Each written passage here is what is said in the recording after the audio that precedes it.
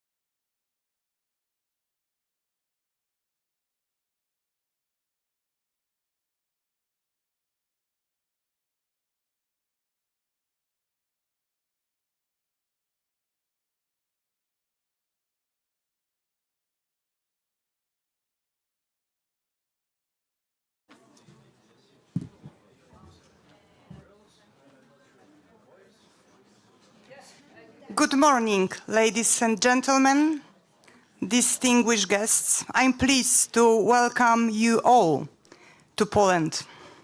My name is Małgorzata Bogusz, and as a member of European Economic and Social Committee advisory body for the EU institutions, including European Parliament, European Council and European Commission, I am honored to be the moderator of today's international conference titled Development of Cross-Border e-Health Services from the EU Citizens' Perspective, Opportunities and Challenges, held under the auspices of the Polish Presidency of the EU Council and organized by the Polish Ministry of Health.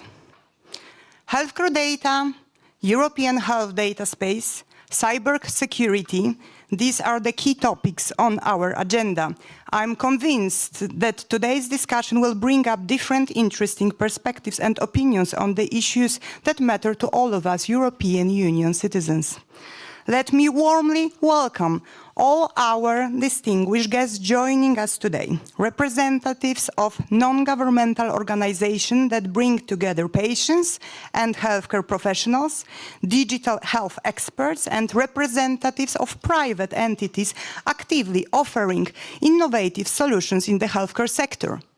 In addition, we are honored to host delegates from public institutions that support the implementation of health policies from Poland and other EU member states, alongside distinguished representatives from the European Commission, relevant European Union agendas, and various national health ministries. It's a true pleasure to have all of you here today with us. I encourage you all to actively participate, ask questions, exchange ideas, and share your unique insights during today's discussions. Our conference is also being broadcast on the official portal of the Polish Ministry of Health on YouTube and social media channels.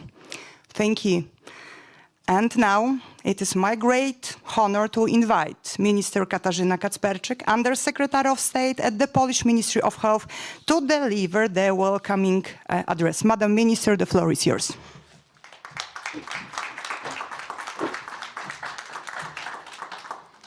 Thank you very much. Good morning, ladies and gentlemen, distinguished guests. Welcome to Warsaw. Welcome to another meeting organized by the Polish Presidency. I think that we're approaching the end of the presidency, because every single meeting I participate, I see more familiar faces. So that's a good news, because it means also that we have really been able to develop a very much health family across Europe. So thank you very much for being with us today in Warsaw. And the topic of today's conference is critically important. As you know, it fits very well in the priorities of the Polish Presidency. First, this is the security and health security as one of the fundamental pillars of our priorities within the European Union. And when we talk about the security of health data, cybersecurity, and all other elements are of key importance. And the second perspective of our presidency, or the second focus of our presidency, is putting the patients in the center of all activities we are undertaking at the European Union. And today we gather to discuss also that how the revolutionary transformation we are now undergoing within the European Union, with the introduction of the European health data space, how this indeed a revolution can impact the patients, all the EU citizens, but at the same time how the regulations, delegated act, all the architecture we are creating within the European Union, how it can integrate the patient needs, expectation, patient security. So that's why this topic, which, we are always saying that, digitalization, new technologies is something abstract. So health data security and health data flows or use of management of health data, it shows that it's a critical area where patients should also be at the center of all our activities and legal regulatory action. And 3 topics we have today on the agenda. The first is the cross-border e-health services. Absolutely patient-oriented transformation and action. European health data space, how we can create jointly an architecture for primary and secondary data management to serve the patient, to serve EU citizens, and also obviously cybersecurity. In today's world, when we are facing a lot of challenges also pertaining directly to the security, the cybersecurity must be on the agenda. So with this, again, welcome to Warsaw. I wish you a fruitful discussion, and we are very much looking forward to further cooperation, both until the end of our presidency, but also beyond, because, as you know, implementation of European health data space, transboundary health services, this is not the topic for a few months. This will stay with us for several months, years, and probably decades. So thank you very much again, and have a great day and a great discussion. Thank you.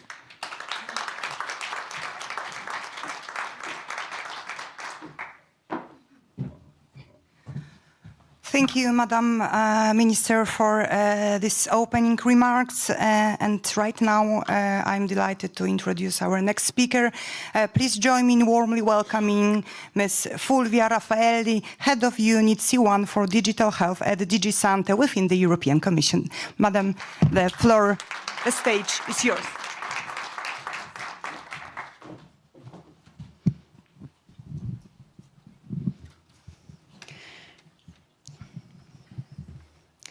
Dear Minister, ladies and gentlemen, esteemed colleagues, dzień dobry.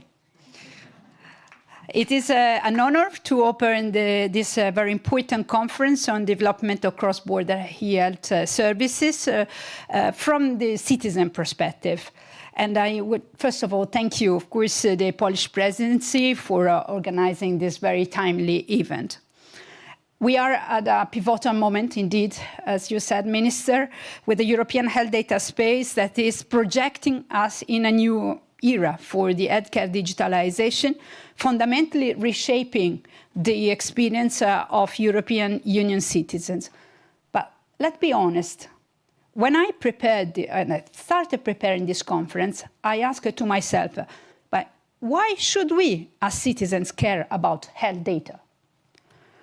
Reflecting on this, I thought about my own family, and specifically my mother, who is also a professor of biology.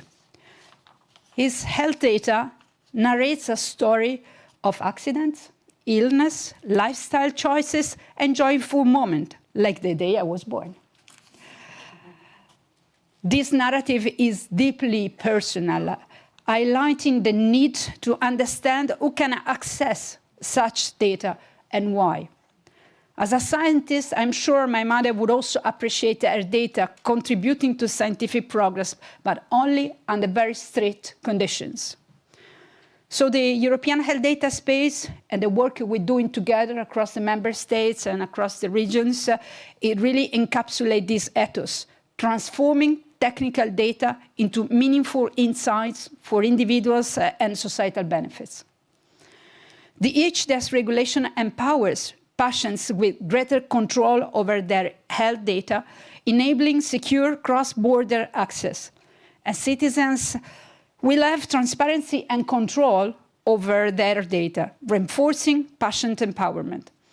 This vision is already a reality for 15 member states participating into My Health at EU, the cross-border digital infrastructure for the exchange of health data, and with all member states actually required to join by 2029. Patients will be able to share their health data in a unified electronic European format, ensuring that transformation seamlessly accompanies them across borders. The rollout of My Health at EU will occur in 2 phases. By 2029, covering patient summaries, electronic e-prescriptions, and electronic dispensations. By 2031, extending to medical images, test results, including laboratory reports and discharge reports. These data categories enhance, indeed, patient safety, continuity of care, and reduce redundant efforts, fostering a more efficient patient-centric healthcare system. The European Electronic Health Record Exchange format will serve as a common language, supporting innovative services and reinforcing the digital single market for health. This requires HR systems manufacturers to meet new interoperability standards, leading to enhanced care and efficiency. The implications of the European health data space extend beyond individual care. Anonymized and pseudonymized data benefit society by supporting a pan-European framework for secure, privacy-compliant data access, balancing individual and research needs. And the HDS drives innovation and improved outcomes across Europe.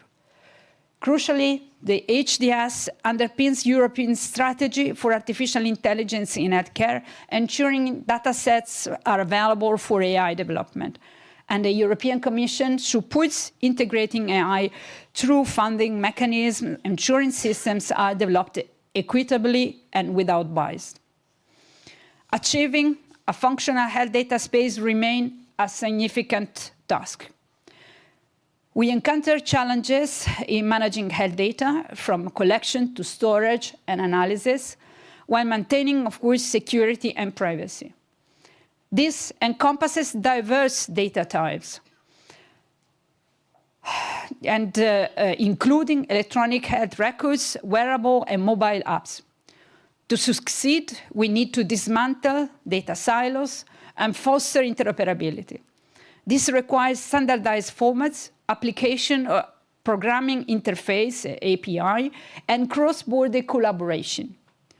In the coming years, we will adopt, as it was mentioned before, many implementing acts to establish the practical frameworks, define the technical specifications, and connect member states to the digital infrastructures. We will also build the governance of this sensitive data space, setting up the HDS board and the stakeholder forum to ensure transparency, participation, and accountability. The European Commission is committed to support the HDS implementation through substantial funding and investments, and of course, support.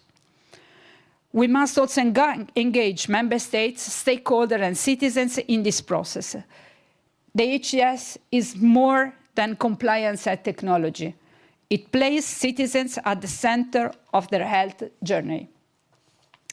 Together, as EU institutions, member states, healthcare providers, researchers, industry partners, social organizations, citizens, we can unlock data full potential to improve health outcomes and build a citizen-centric European health area. Now, we just need to do it. Thank you very much.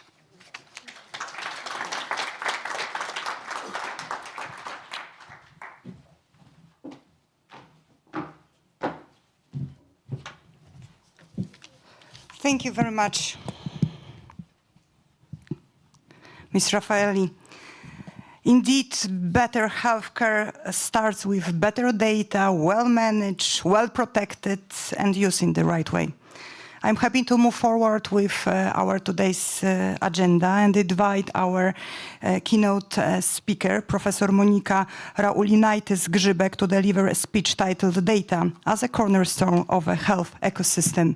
Let me introduce Madam Professor shortly. She serves as a professor at the Warsaw School of Economics, head of the Management Accounting Department, Warsaw School of Economics, and Warsaw School of Economics for Healthcare think tank, expert in the area of finance and management in healthcare and health policy, member of the Tariffication Council of the first term of the Agency for Health Technology Assessment and the Tariffication. Madam Professor, the stage is yours.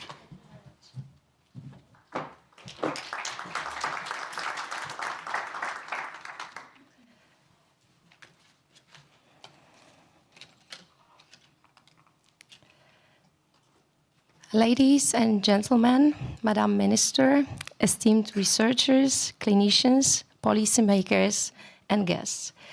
It is both an honor and a responsibility to open today's conference on cross-border e-health and European health data space.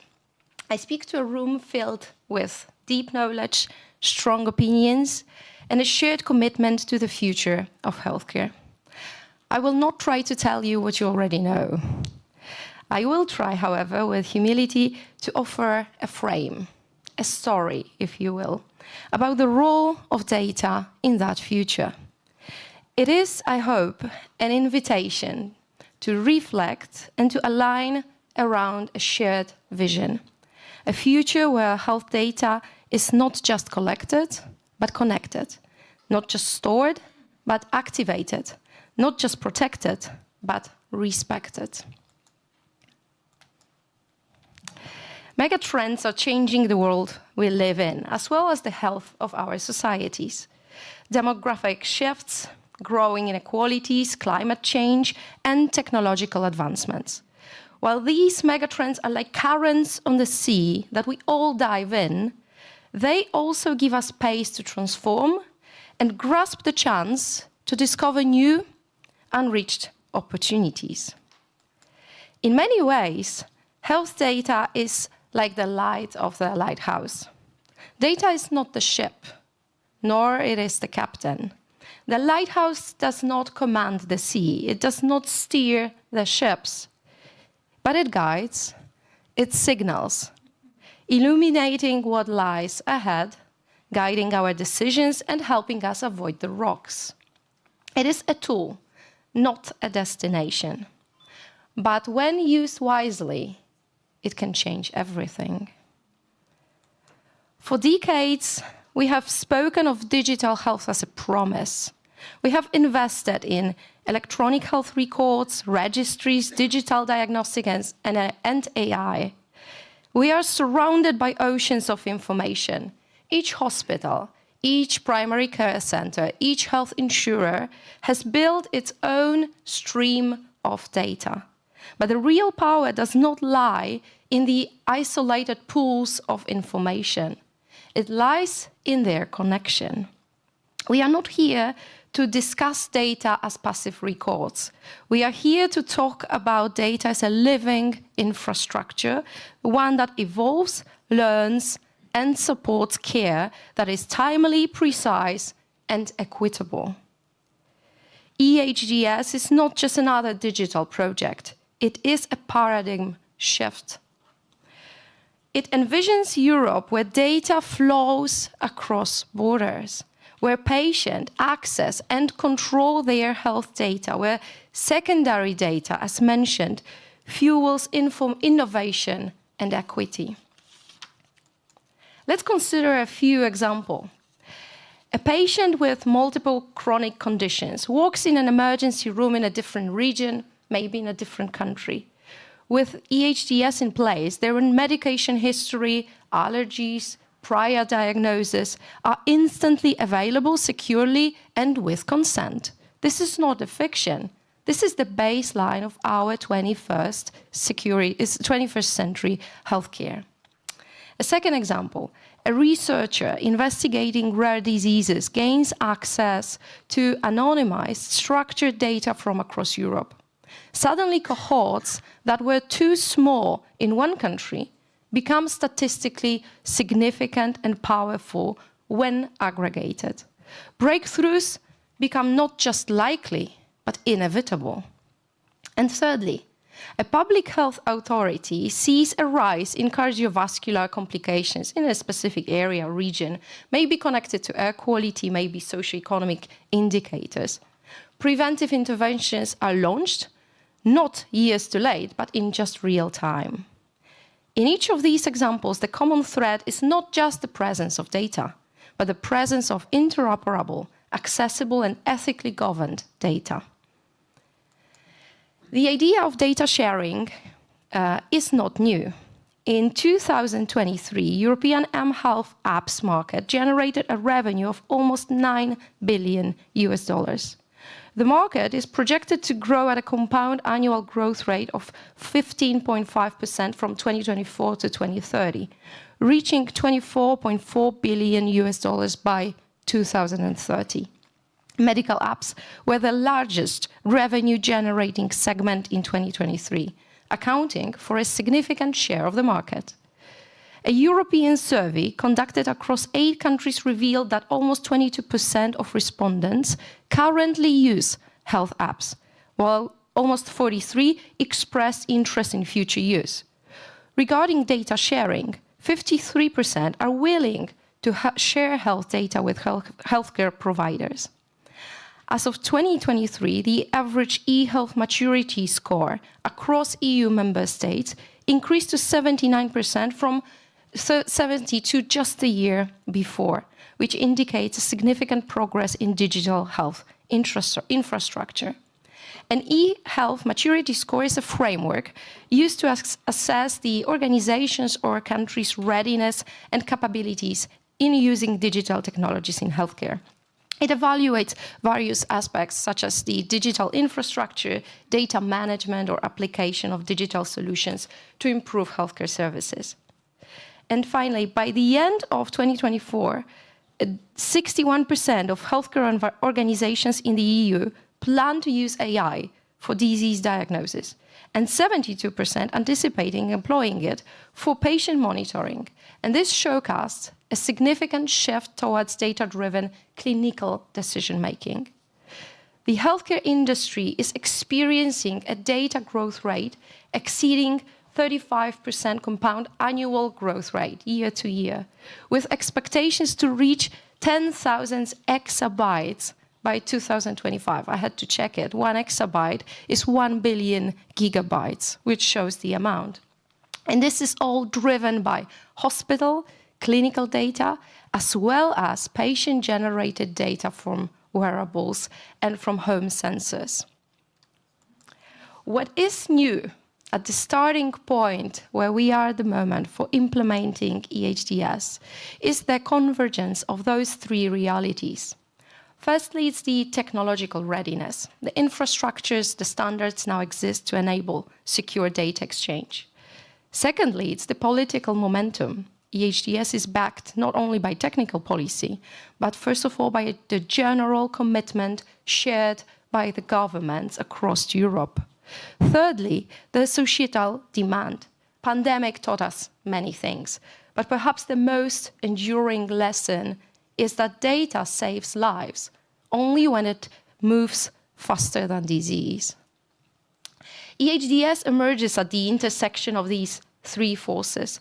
The proposed regulation includes technical standards, interoperability layers, and secure processing requirements. It has a strong backing from the European Commission, with support across multiple parliamentary committees.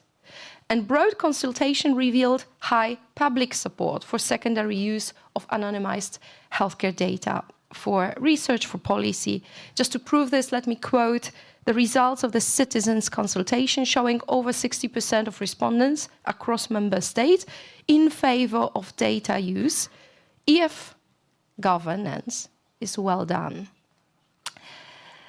Tim Berners-Lee, best known as the inventor of the World Wide Web, he said, "Data is a precious thing and will last longer than the systems themselves." This longevity makes the shift into data-driven healthcare powerful and potentially dangerous. Misused, it can entrench inequality. Exploited, it can undermine democracy. Mishandled, it can lose public confidence. Therefore, we must not forget about challenges. Integration of systems and standards providing interoperability. Data fragmentations across hospitals, regions, countries due to incompatible IT systems, non-aligned terminologies remain still a challenge.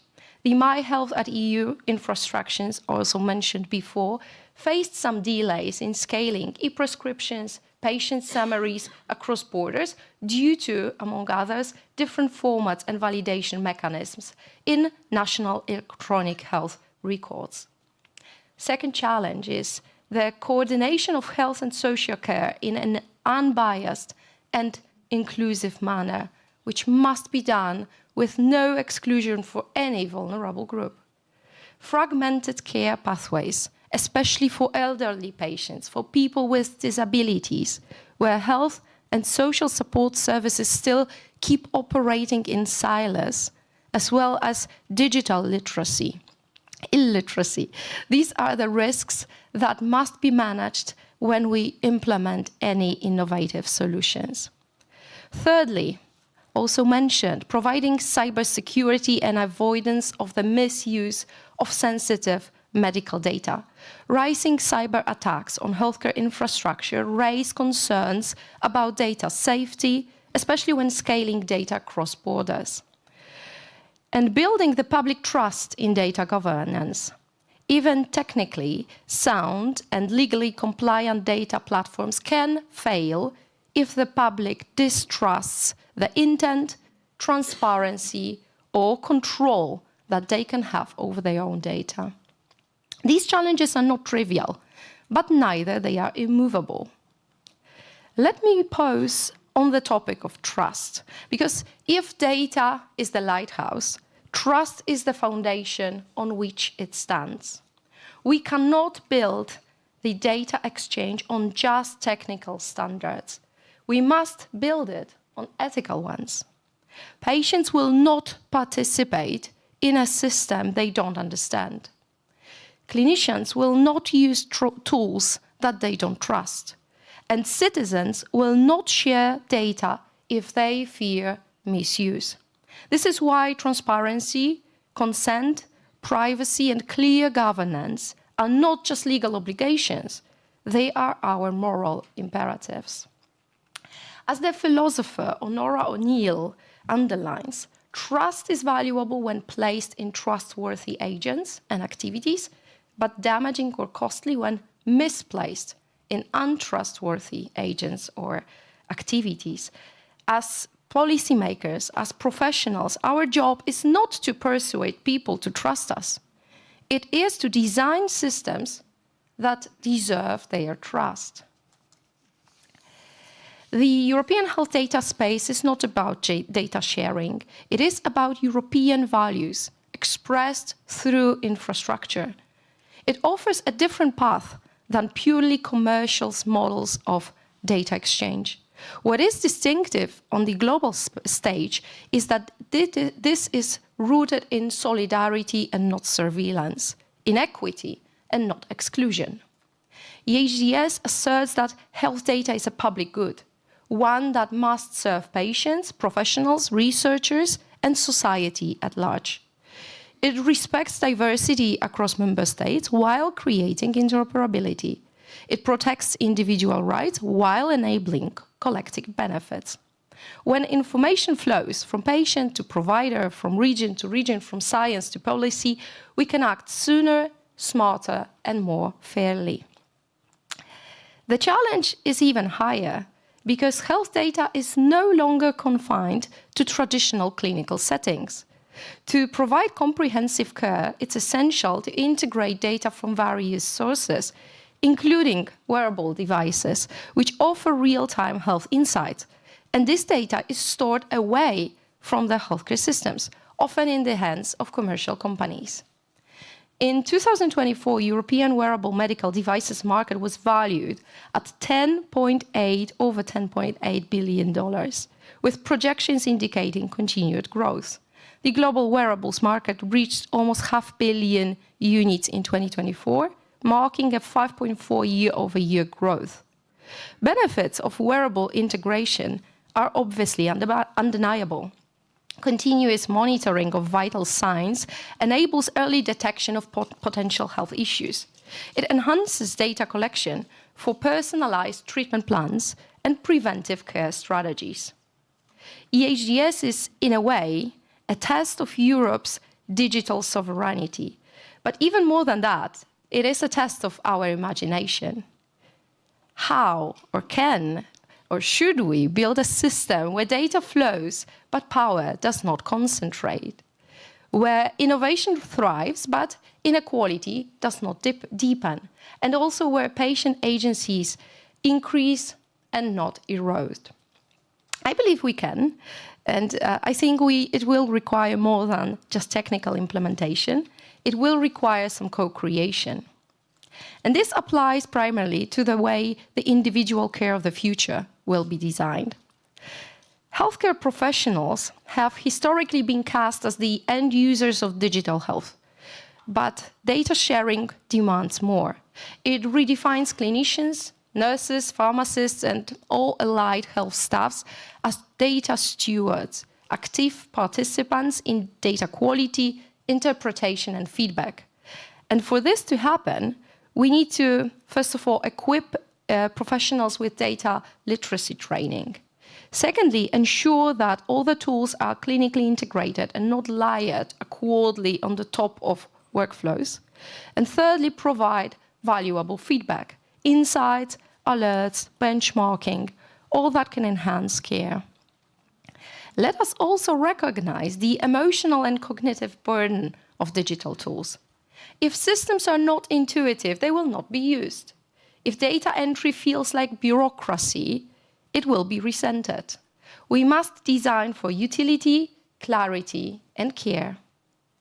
EHDS should not be a black box. It should be a mirror and a compass, reflecting patient stories like the one you have mentioned, and guiding professional judgment.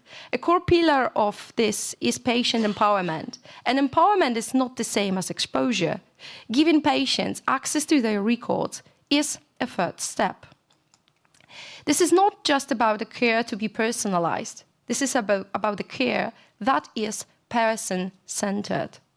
True empowerment means ensuring accessibility across languages, abilities, and digital literacy levels. This includes, for example, granting access to health records in multiple languages, featuring text-to-speech functionality, or supporting screen readers that makes it usable by people with visual impairments or low literacy. It also means supporting patients in understanding and using their data. Simplified visual summaries of medication plans and lab results, alongside with explanatory content written in plain language, can help patients understand complex health data. It's also about offering choices to share, to opt out, to annotate, and to consent actively. The open possibility to opt out, for example, to restrict access to specific documents and to add personal notes to their files, it all ensures patients with both autonomy and control over their data. In my opinion, it should never feel like a surveillance mechanism. We should all feel like in a safety net with a record of dignity. The potential of European health data space extends beyond individual care. Secondary use of data can revolutionize so many areas of research and therefore our lives. Ursula von der Leyen, during her speech performed just a week ago at the Sorbonne University, she underlined the role of science in shaping the future of Europe. She said, "Science remains the fuel of the progress and growth of our societies. Science holds the key for the future in Europe. Without it, we cannot address global challenges, among other health.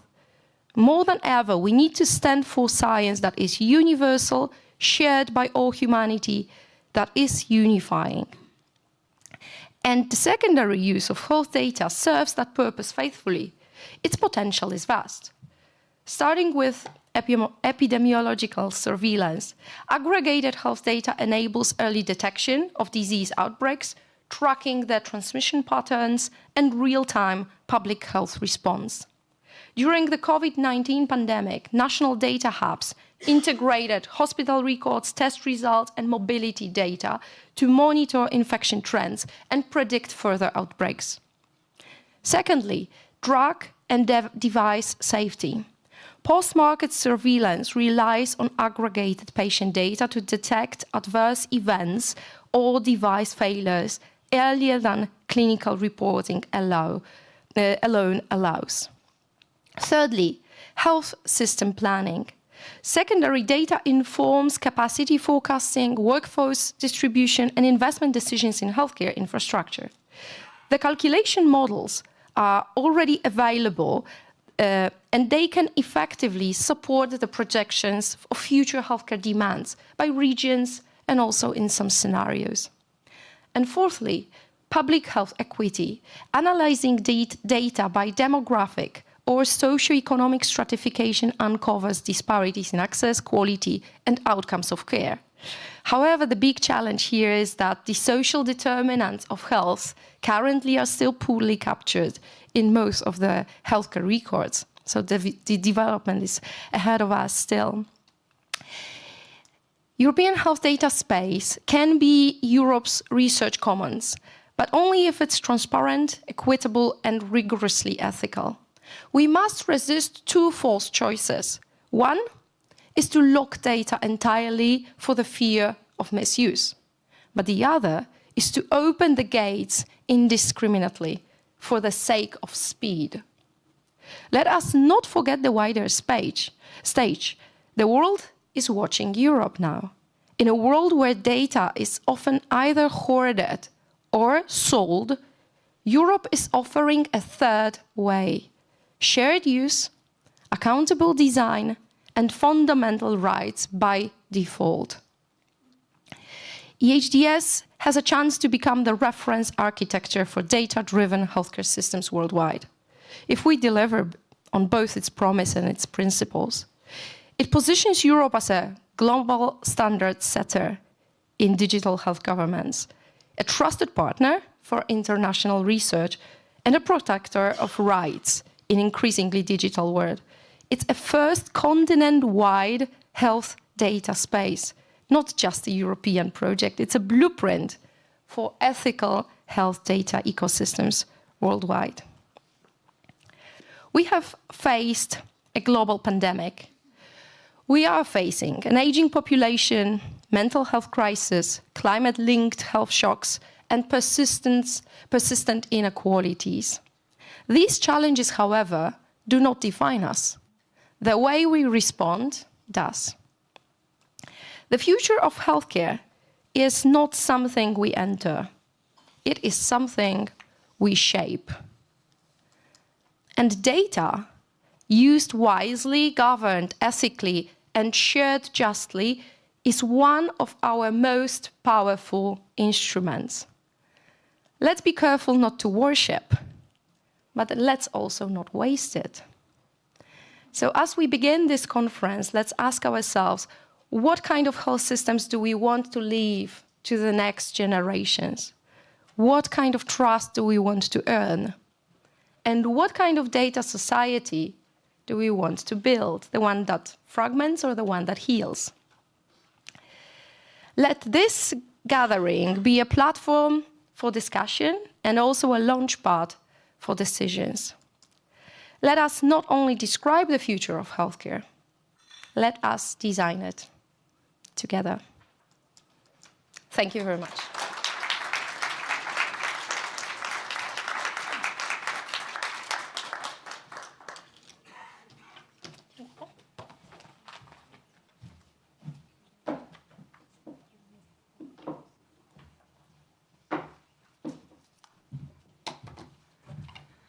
Thank you, Madam Professor.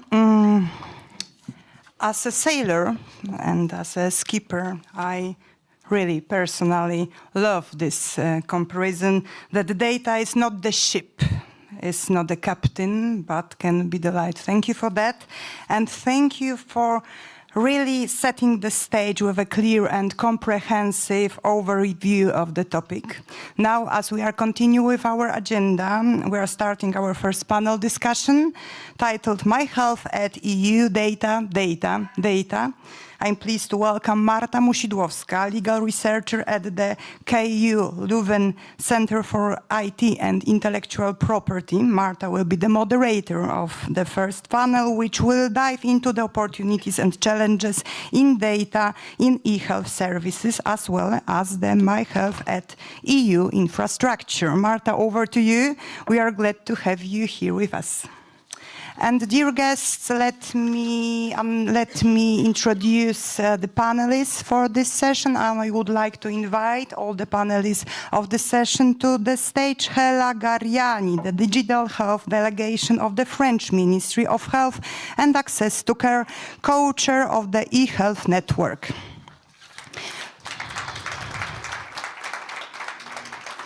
Magdalena Kołodzi, CEO of We Patients Foundation, Vice Chair of the Patients Organization Council under the Ministry of Health, Vice Chair of the Patients Organization Council of the Patients Ombudsman. Magdalena Lebidziewicz, eHealth Center, the national contact point for eHealth. And again, Ms. Fulvia Raffaelli, Head of Unit Digital Health, DG Sante, European Commission. And the last but not least, Dr. Aleksander Zlotnik, Deputy Director of International Projects Directorate of Digital Health and Information Systems for the National Health System Ministry of Health, Spain. Have the wonderful and vibrant discussion. Thank you very much, and good morning, everyone. Dzień dobry. We have already been introduced, so maybe there is also no need to repeat that. And I just wanted to say that I'm very thrilled that I can be here today and to moderate the first panel and the panel about data, data, and data.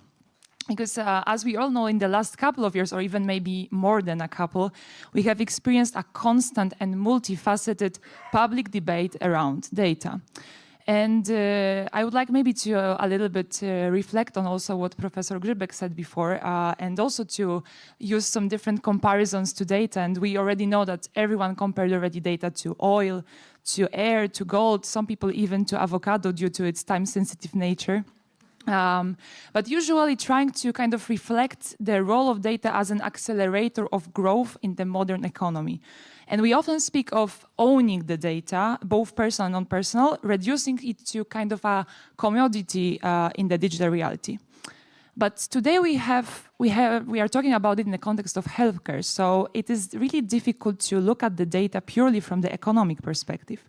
Because access to health data and the ability to control the information about ourselves is not only a form of expression of the right to privacy and individual autonomy, but also a reflection on the fundamental right of health.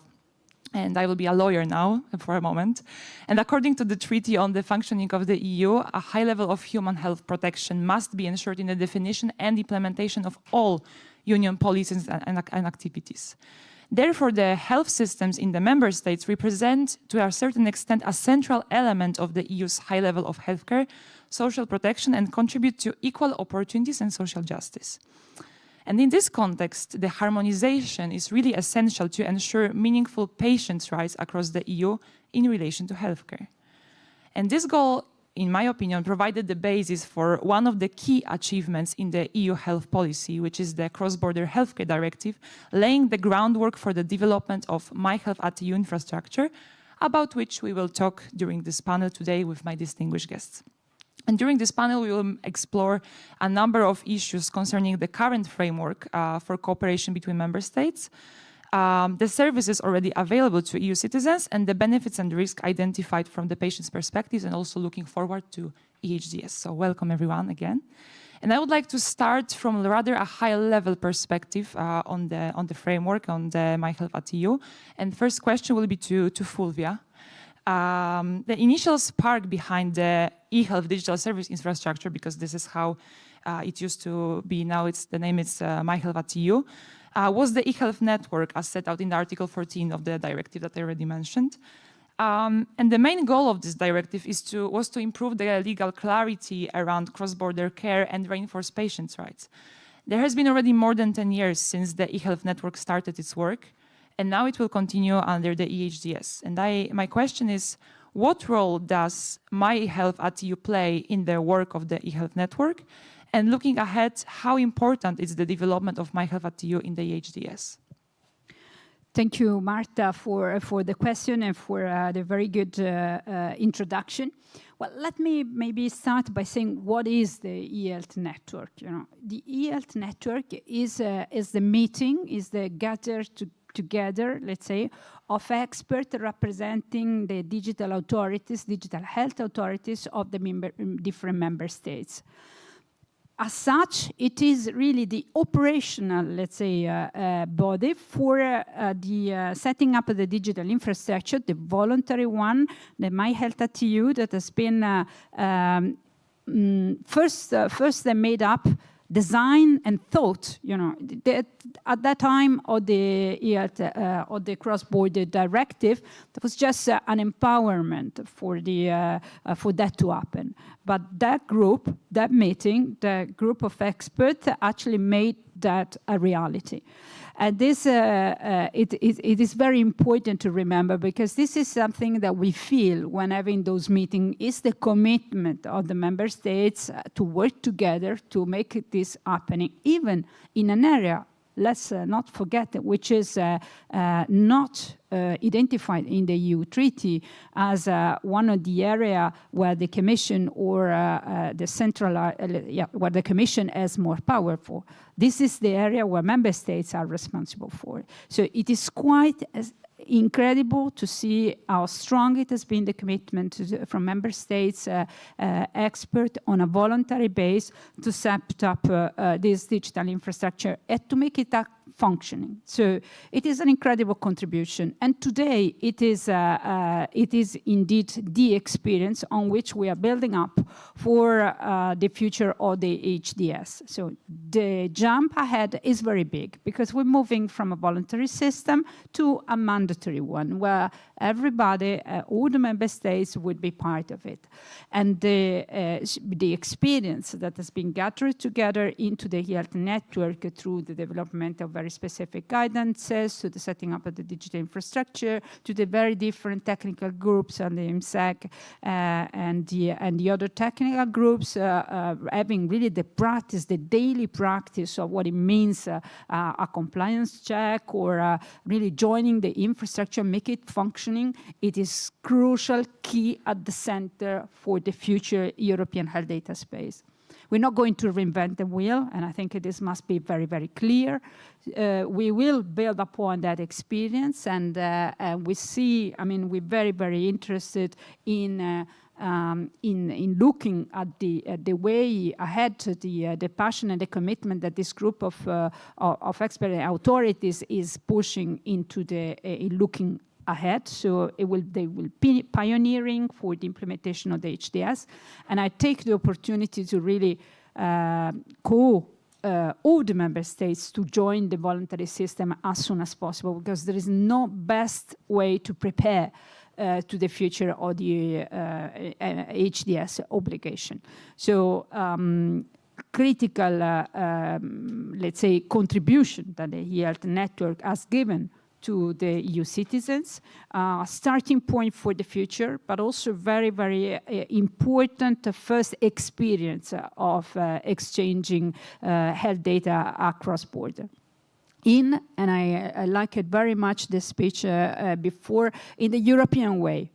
And I like it very much what you said, Professor, about the HDS having integrating the fundamental rights by default. Because indeed, this is the way the health network has designed My Health at EU.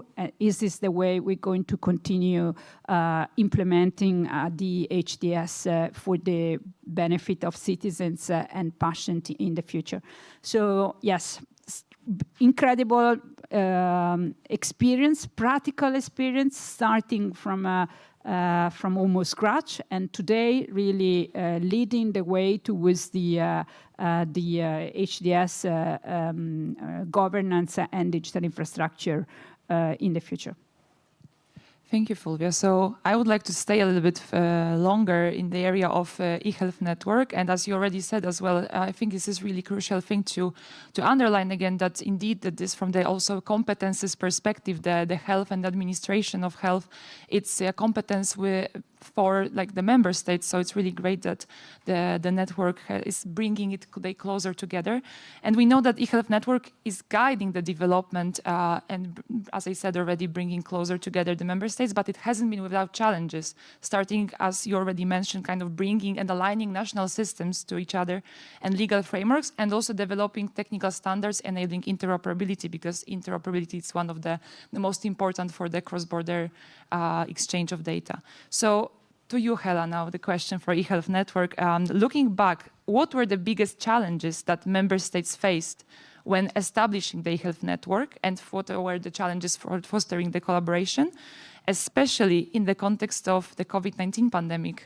Because I think this is something that it's very also important to discuss in that context, and how it accelerated the work of eHealth Network. And if you have some real-world examples also for the benefits of eHealth Network for patients and healthcare professionals, because of course it's also very important here, then please tell us. Thank you, Marta. So I'm Hela, I'm from France, and we have the chance to be co-head of the eHealth network with our friends from the Commission, and we try to work with all member states to, exactly just as Fulvia said, be the commitment of member states toward the preparation of eHDS. And as you said, eHealth network was primarily born as a voluntary network to make sure that we have the right experts from every member state working together for the cross-border exchange data. So the challenges that we went through over the last few years was to build a common infrastructure that made possible the exchange of data cross-border across Europe. So we have now 15 countries that were actually committed in the primary voluntary platform. And it actually makes sure that, for example, a patient, let's say from France, can get a prescription from a doctor in France and then get his medicine delivered, for example, in Germany, if he lives in Alsace. And that will be our European experience of how digital health cross-border exchange can happen. So as of now, the use case I just gave as an example does not work. So this is kind of all the challenges that are still ahead of us. But we know that for the last few years, we have a lot of use cases that has been going on, and actually data, health data actually being exchanged across border in Europe.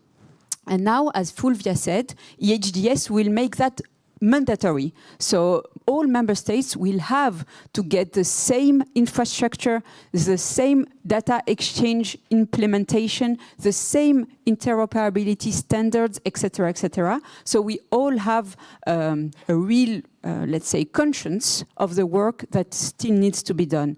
And as you said, Marta, COVID was kind of an accelerator, because first, that network, those men and women working together for the last few years on this voluntary cross-border exchange platform were actually, for example, participating in EU DCC. You know that famous QR code we all had across Europe to make sure that our vaccine, for example, can help us to travel across Europe, and then that EU DCC, that framework recognizing the certification of COVID certification, was actually used at the international level. And so this also shows how European countries, when we work together and we put together all our expertise, we can inspire healthcare policies across the world. So this is also a concrete example of what are the accomplishments of the European Commission and all member states working toward health, even though this is not, as Fulvia said, a European prerogative in the different treaties. So Now, COVID also gave all of us a pretty explicit experience of how health data is critical. And this is also where the EHDS regulation was born, because we all figure out how health data can actually help our healthcare policies, our personal pathways through our health and through our lives, but also how it can be a common European, let's say, autonomic strategic weapon. Meaning we can use that as something that is also a competitiveness policy. So during the French presidency of the European Council, actually, the Commission proposed this regulation, and we all have been working during the negotiation, and eHealth network was actually a place for exchange, for discussion during those negotiations, and now we know that we will be the network working on the Implementation Act that has been mentioned also by Fulvia. And we take that really seriously, and we hope that all the work that has been done during this voluntary phase of the cross-border exchange will also help us build what will become tomorrow with the HDS mandatory. And I would like to take this opportunity to thank all member states' colleagues who have been working in the eHealth network, because all the work that has been done, and as Fulvia said, member states are super committed in this work, is actually crucial right now to prepare EHDS, and we still have 2 years in front of us that will be super active as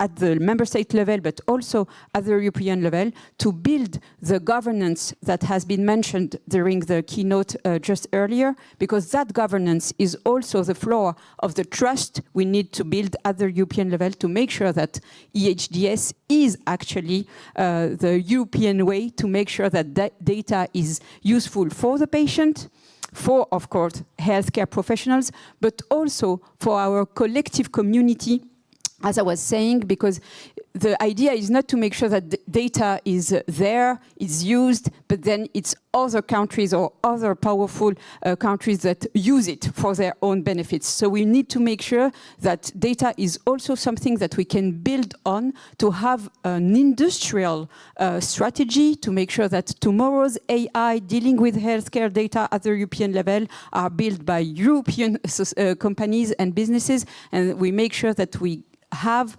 this as a, as I was saying, an autonomy strategy weapon to make sure that all citizens can still have their hands on their health data, and this is the main issue of My Health LTU.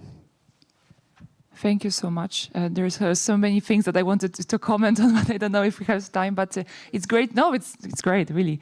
But it's great also to know that so many countries in the EU are so committed to build the eHealth network. But you also mentioned that there's 15 countries right now live, right?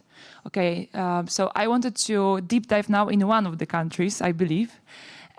Which is particularly interesting. So, Alexander, it will be about Spain. So let's move to Spain for a moment from here.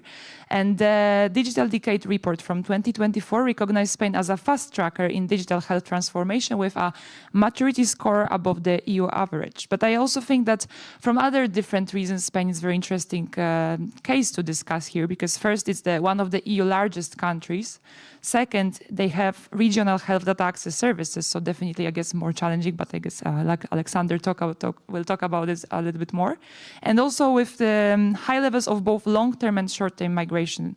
So my question is, what lessons can we draw from Spain's implementation of both national cross-border e-prescriptions and patient summaries, given the decentralized structure?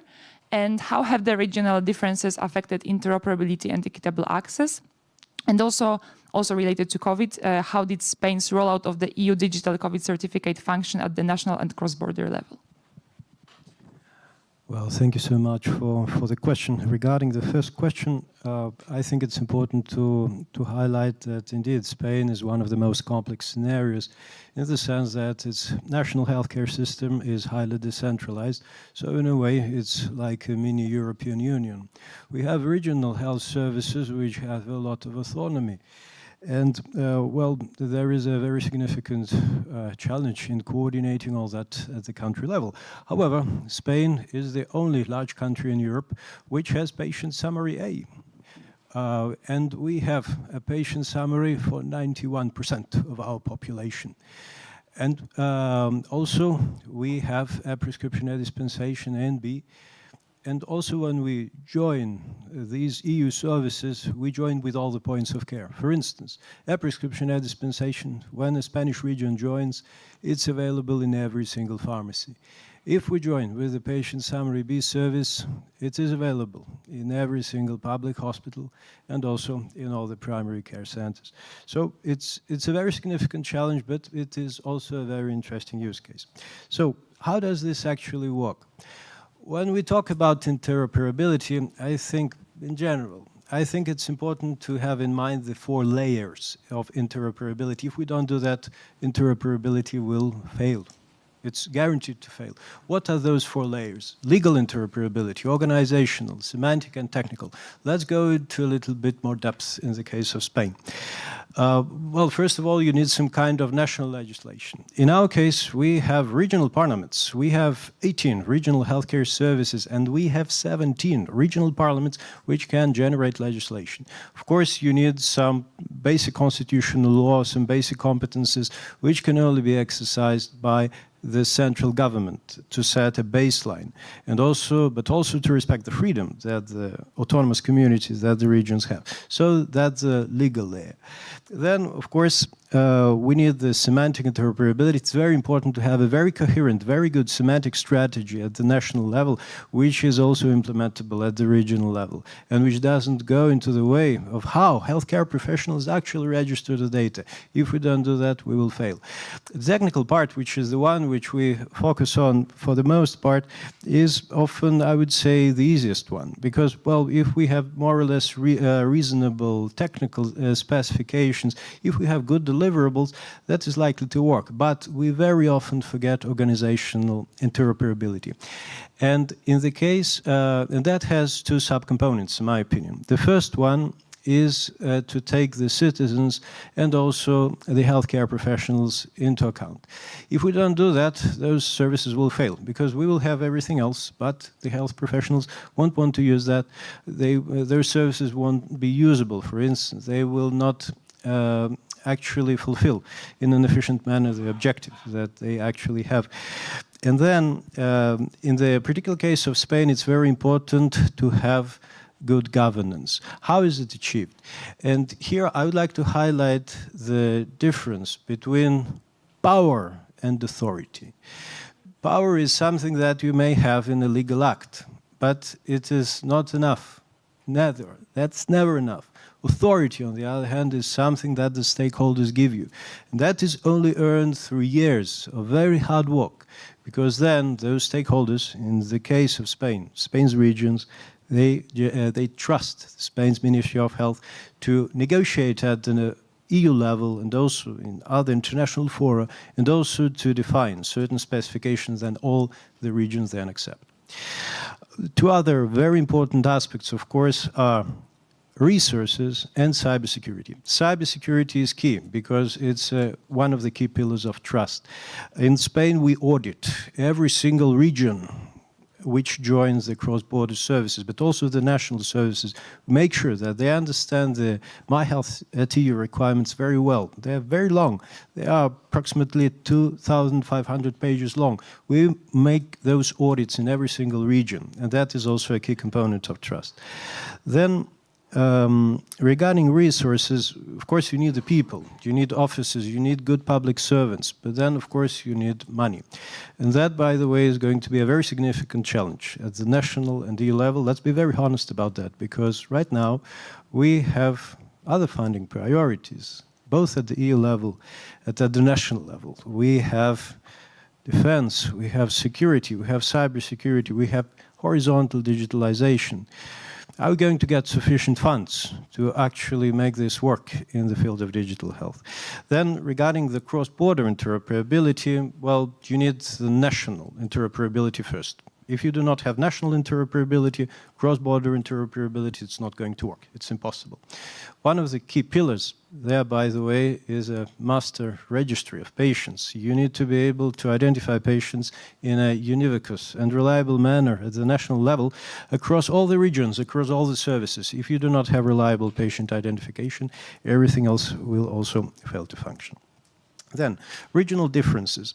Well, Spain's regions are diverse and they have a very different level of resources in terms of what they can actually invest in digital health and in health in general. From Spain's Ministry of Health, we try to balance somehow those regional differences. In the particular case of digital health, we try to help the regions with with more support, more technical support, certain software deliverables, we somehow get a little bit even into the regional infrastructure in order to help them to be interoperable at the national and also at the cross-border level. Then, of course, we need to have accessibility, usability in those services, and, of course, knowledge of existence. The knowledge of existence of national and cross-border digital health services is actually very expensive because you need to invest a lot in order to make sure that your citizens and also your health professional even know that those services exist. And then that should be somehow also connected to training. Regarding the digital COVID certificate, well, it was a crisis, but like in the Chinese proverb, it was also a huge opportunity. I've been in this game for a long time, and even though it was probably a very challenging moment for many reasons, it was also a moment for hope. I've never ever seen the European Union function so well in the field of digital health, ever. And by the way, the technological solution, it was such a beautiful picture of cooperation. You know, it was, the first version was an elegant Swedish design, you know, a typical fit of Swedish engineering, simple but effective and efficient. Then also the colleagues from the Netherlands came along. Also other member states really contributed to all that effort. And we got a standard which was the most successful one in the world for digital COVID certificates, because there were many other ones. But it was adopted by 40 countries and territories which were outside of the Union. And that, of course, is a very, very easy way of seeing that it actually worked. Now, what were the key success factors? Why did it work? First of all, motivation. We had a crisis. Second, leadership. We had really good leadership there. The Commission had very, very good people. They made a very, very strong investment in also providing software for all the member states. And then, of course, the member states also made a very significant effort for making that work. Also, from the point of view of international cooperation, I mean, with third countries, it was also a very, very beautiful moment. Spain contributed for the extension of that standard in several Latin American countries, and I remember all that very fondly. And I think that it was also an enabler of the EHDS regulation, because it got the momentum, it got the power to get the EHDS draft text going. Thank you so much for the floor. Wow, very comprehensive answer. Thank you so much. For me, this is a particularly personally important story because thanks to EU digital COVID certificate, I was able to move to Spain for some time. So thank you for that. And let's go back to Poland for a moment, and also from the perspective, rather from the patient's perspective and citizens. Well, Poland is currently among the top 5 EU countries offering the most comprehensive access to e-health data. So, sorry, like Spain is super good, but Poland is a bit better in that regard. And additionally, as it was already mentioned at the beginning of the conference today, the digitalization of healthcare and the security of healthcare system is a key priority during the current Polish presidency. So Poland might be seen as taking a leading role in shaping and implementing cross-border digital health solutions. And now question to you, Magda Lebiedziewicz. I have to distinguish because we have two Magdalenas, so to you, Magdalena Lebiedziewicz, first the question. Let's look a little bit beyond the political context, because we have been talking about the infrastructure for a long time, but I wanted to ask you from the patient's perspective, what steps must a Polish patient take to fill a prescription abroad? And is Polish patient entitled to reimbursement for purchasing medication abroad? And if a Polish patient is abroad and has trouble obtaining their medication, what should they do? Okay, thank you, Marta, for these crucial questions. A lot of questions. I will focus on this, on preparing to the fulfillment of e-prescription, this electronic one, not this traditional paper. And I will talk directly to the patients. I will give them instructions. So the first step is the country destination. So please check when you are traveling to which country you are traveling, because on the pacjent.gov.pl website we have the valid list of countries where you can fulfill your e-prescription. Today it is 9 countries. It's Croatia, Finland, Estonia, Czech Republic, Greece, Lithuania, Latvia, Portugal, and Spain. The second step is to make sure that you can buy the medicine you need abroad, because there are some medicines that cannot be bought on the basis of cross-border e-prescription. So if you are not sure, just inform your doctor that you are planning to fulfill your e-prescription abroad, and it may turn out that you will unfortunately need to take the medicine supply with you from Poland. The next important step is giving the consent. To give your consent to exchange the data across borders, please log to your internet patient account, go to the permissions tab, and select country or countries in which you plan to fulfill e-prescription. You can withdraw your consent at any time you wish. And what is also important, the consent is valid also for these e-prescriptions issued before giving your consent.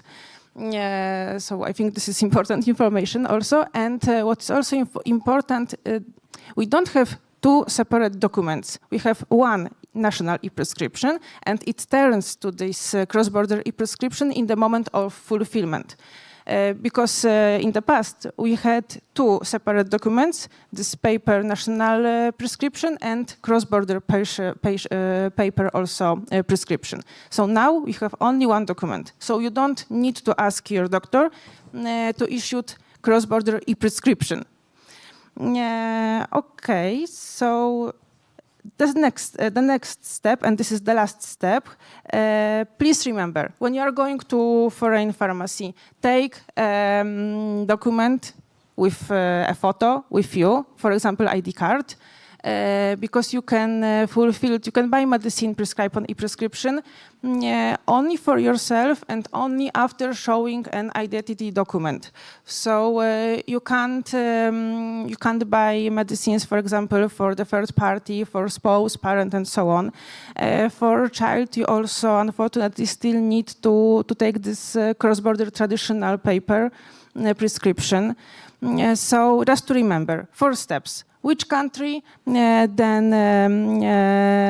check the specification of the medicine you need, then give your consent, and the last one, remember about your identity document just with you. What about reimbursement was the next question. So yes, of course, reimbursement is possible only in the country of patient's affiliation and only after fulfillment of the e-prescription. Polish patient has to apply to the National Health Fund. The application is available on the National Health Fund website. And what is important, you have to check the 44-digit key, which is available on the internet patient account, because you have to write it in this application. And the last question was about problems, as I remember. So e-health center acts as a national contact point for e-health in Poland, now only for e-prescriptions, but in the future also for patient summaries and other services. So we were obliged to run a hotline, and our hotline,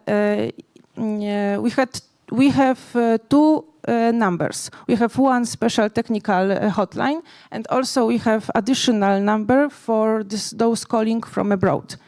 And both our hotlines are available 24 hours a day, 7 days a week, including public holidays, so generally non-stop. So if you have any questions, any problems, just call our hotline. For example, if you have problem with giving your consent. But of course, if you are abroad and you also have some problems, you can also call our hotline. But if the problem requires from us contact with this NCP of country where you are trying to buy the medicine, we will need some time to get the response. So we will, of course, come back to you with the answer as soon as possible. I don't know, maybe that's all. So it's a better call e-health center than the kind of solution.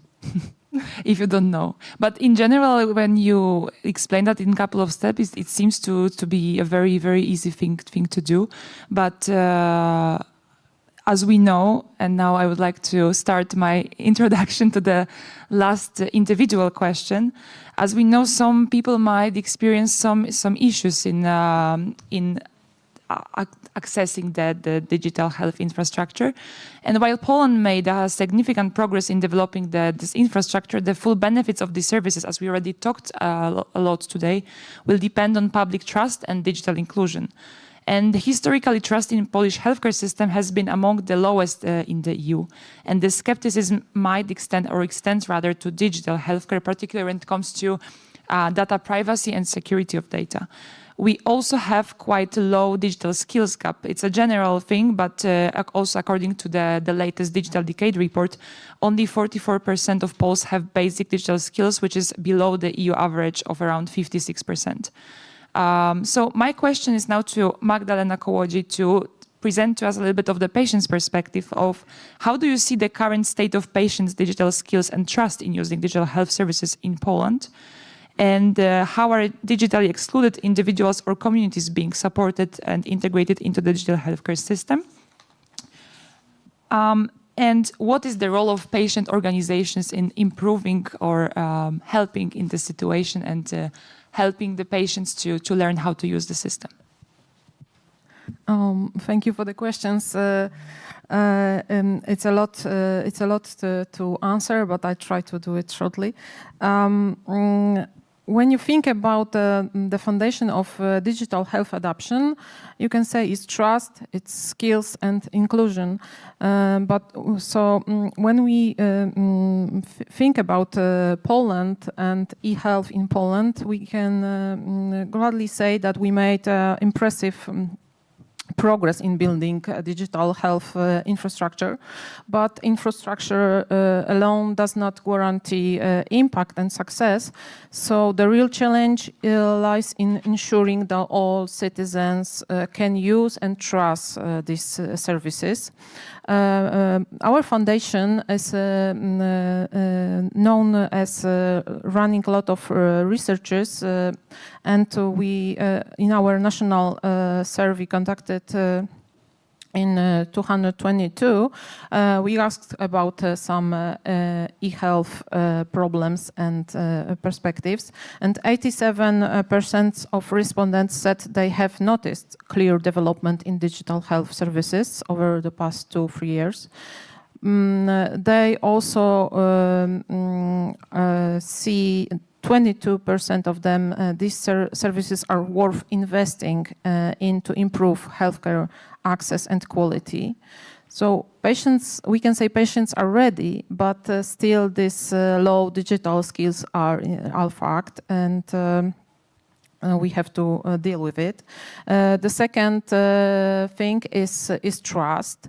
Another our study conducted in 2021 together with Patients Ombudsman. We asked our respondents and they answered that nearly 68% of our respondents were dissatisfied with the overall functioning of Polish healthcare system, and this lack of trust also goes when we think about digital tools. So particularly in concern around data privacy and security of medical information. What can we do about it, and what we are doing as a civil society about it? So first, we as a society should invest in digital literacy. Citizens clearly tell us that when they receive training, they are more confident and more likely to use digital services. Especially true for elderly people who really need this education, and this education should be continuous, local, and tailored to different needs, of course.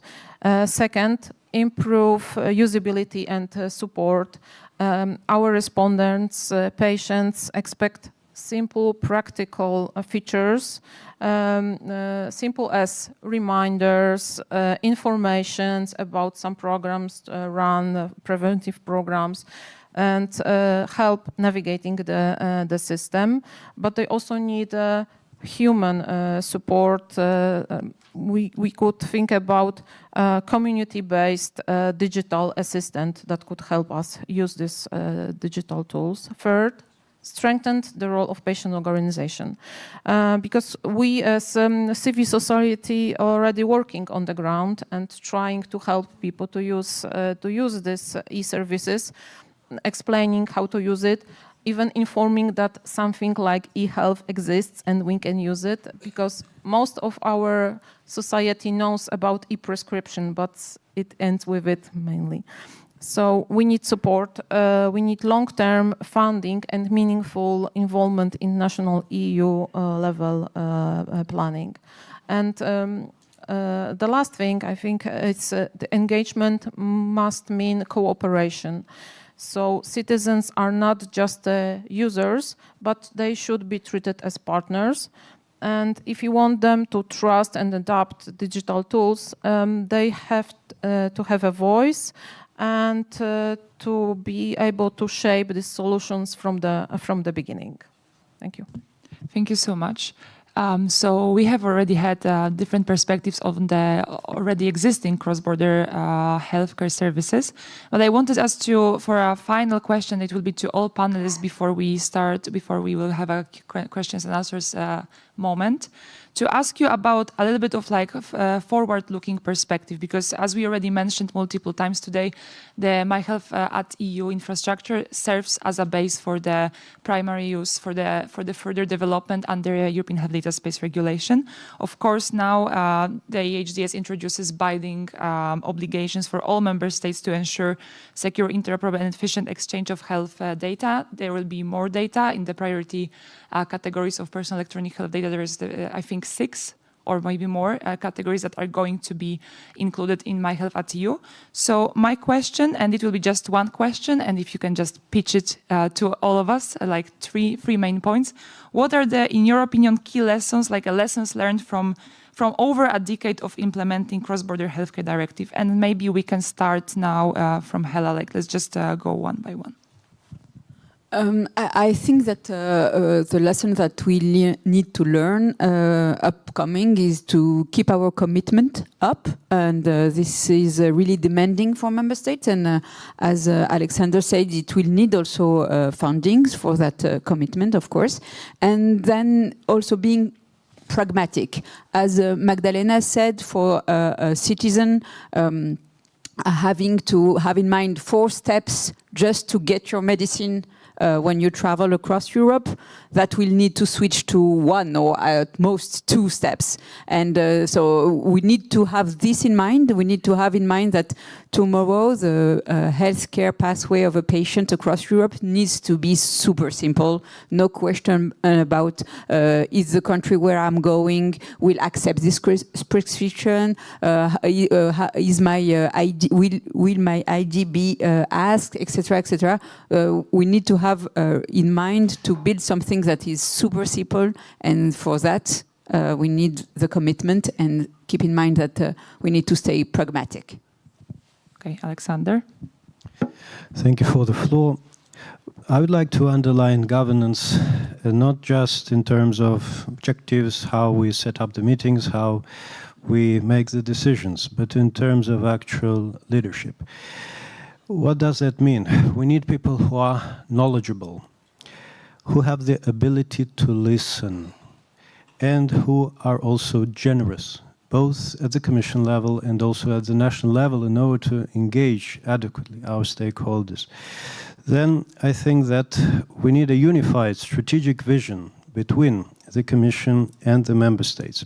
In this regard, it is very important for the implementing acts of the EHDS regulation not to go beyond what the regulation authorizes it to do, and to respect the national competences of Article 168, Para 7 of the Treaty of Functioning of the EU. For instance, the imposition of semantics at the national level are going to conflict with how our healthcare professionals register data.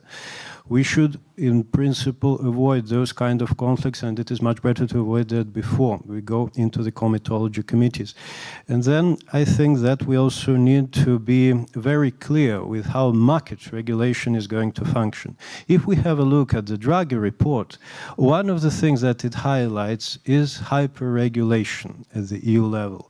And if we read between the lines of the Draghi report, what it actually says is that we have so much regulation, so many requirements for EU companies that they are not able to compete, and sometimes we even lose EU market for EU companies because of the complexity of the requirements we set upon them. And here we face a very clear risk of giving the market of all EHR software to American or Chinese or other companies which have the financial muscle to implement very, very complex requirements if we go into that direction. Let's be clear, let's be realistic.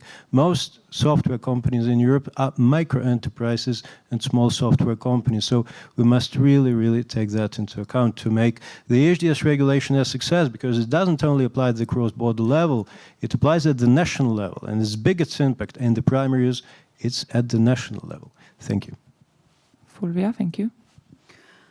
Thank you very much. I think this is the first lesson learned from the existing experience is that it can work. And this gave us some optimism to look around, because it is the HDS is really a big, ambitious project.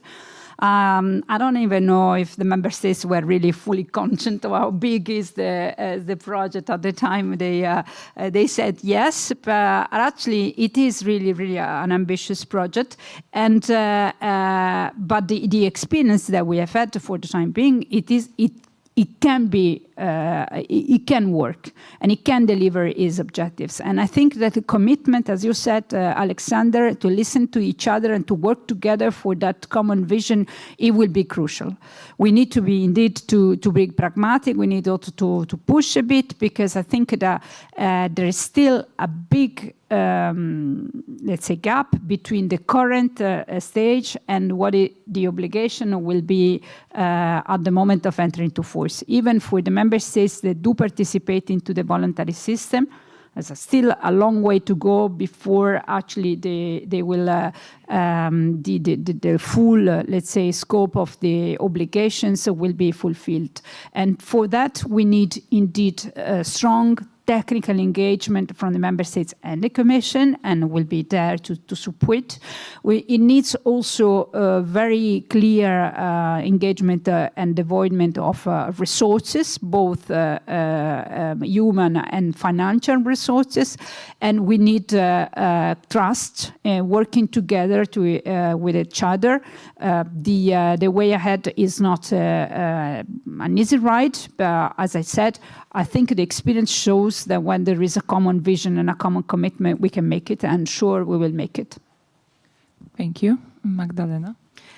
Thank you. So, as Magdalena and Hela said, I think that the key, in my opinion, is promotion and communication, because we can make the best services, operating efficiency, safety, and so on, and making huge difference for citizens. But without promotion, if they don't know about the systems, if they don't know how to use them, I don't want to say that the systems are useless, because of course not.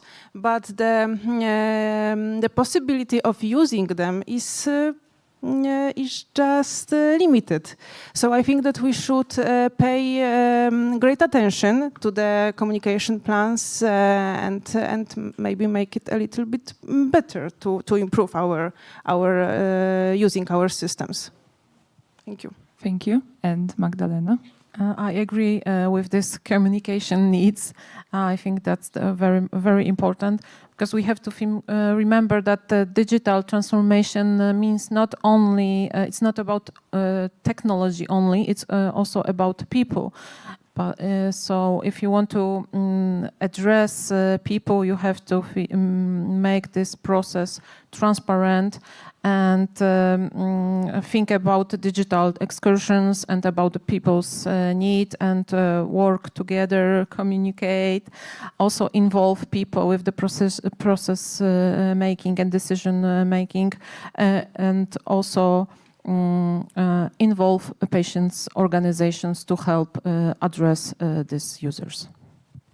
Thank you so much, and thank you everyone for this great key takeaways. I believe we could go on for like another hour, but I think that there's time for some questions right now. If there is any question, please raise your hand and ask our panelists.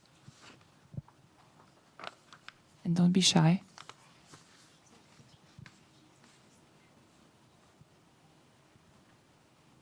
Maybe it was that comprehensive that there are no questions. That's also okay.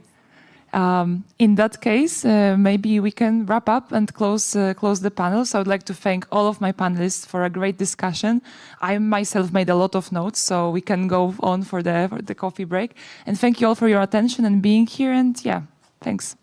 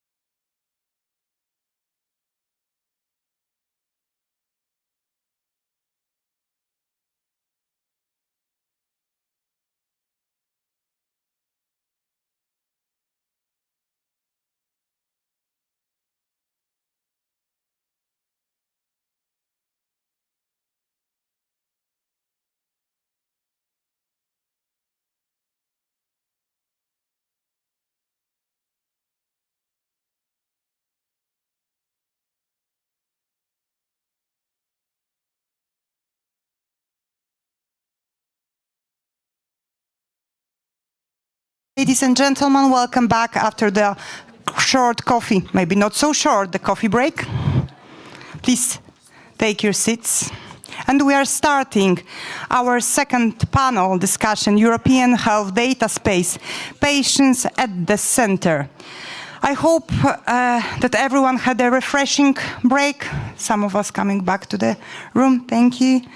But right now we are ready to transition smoothly into the discussion about one of the main and the most important topics from the European data perspective.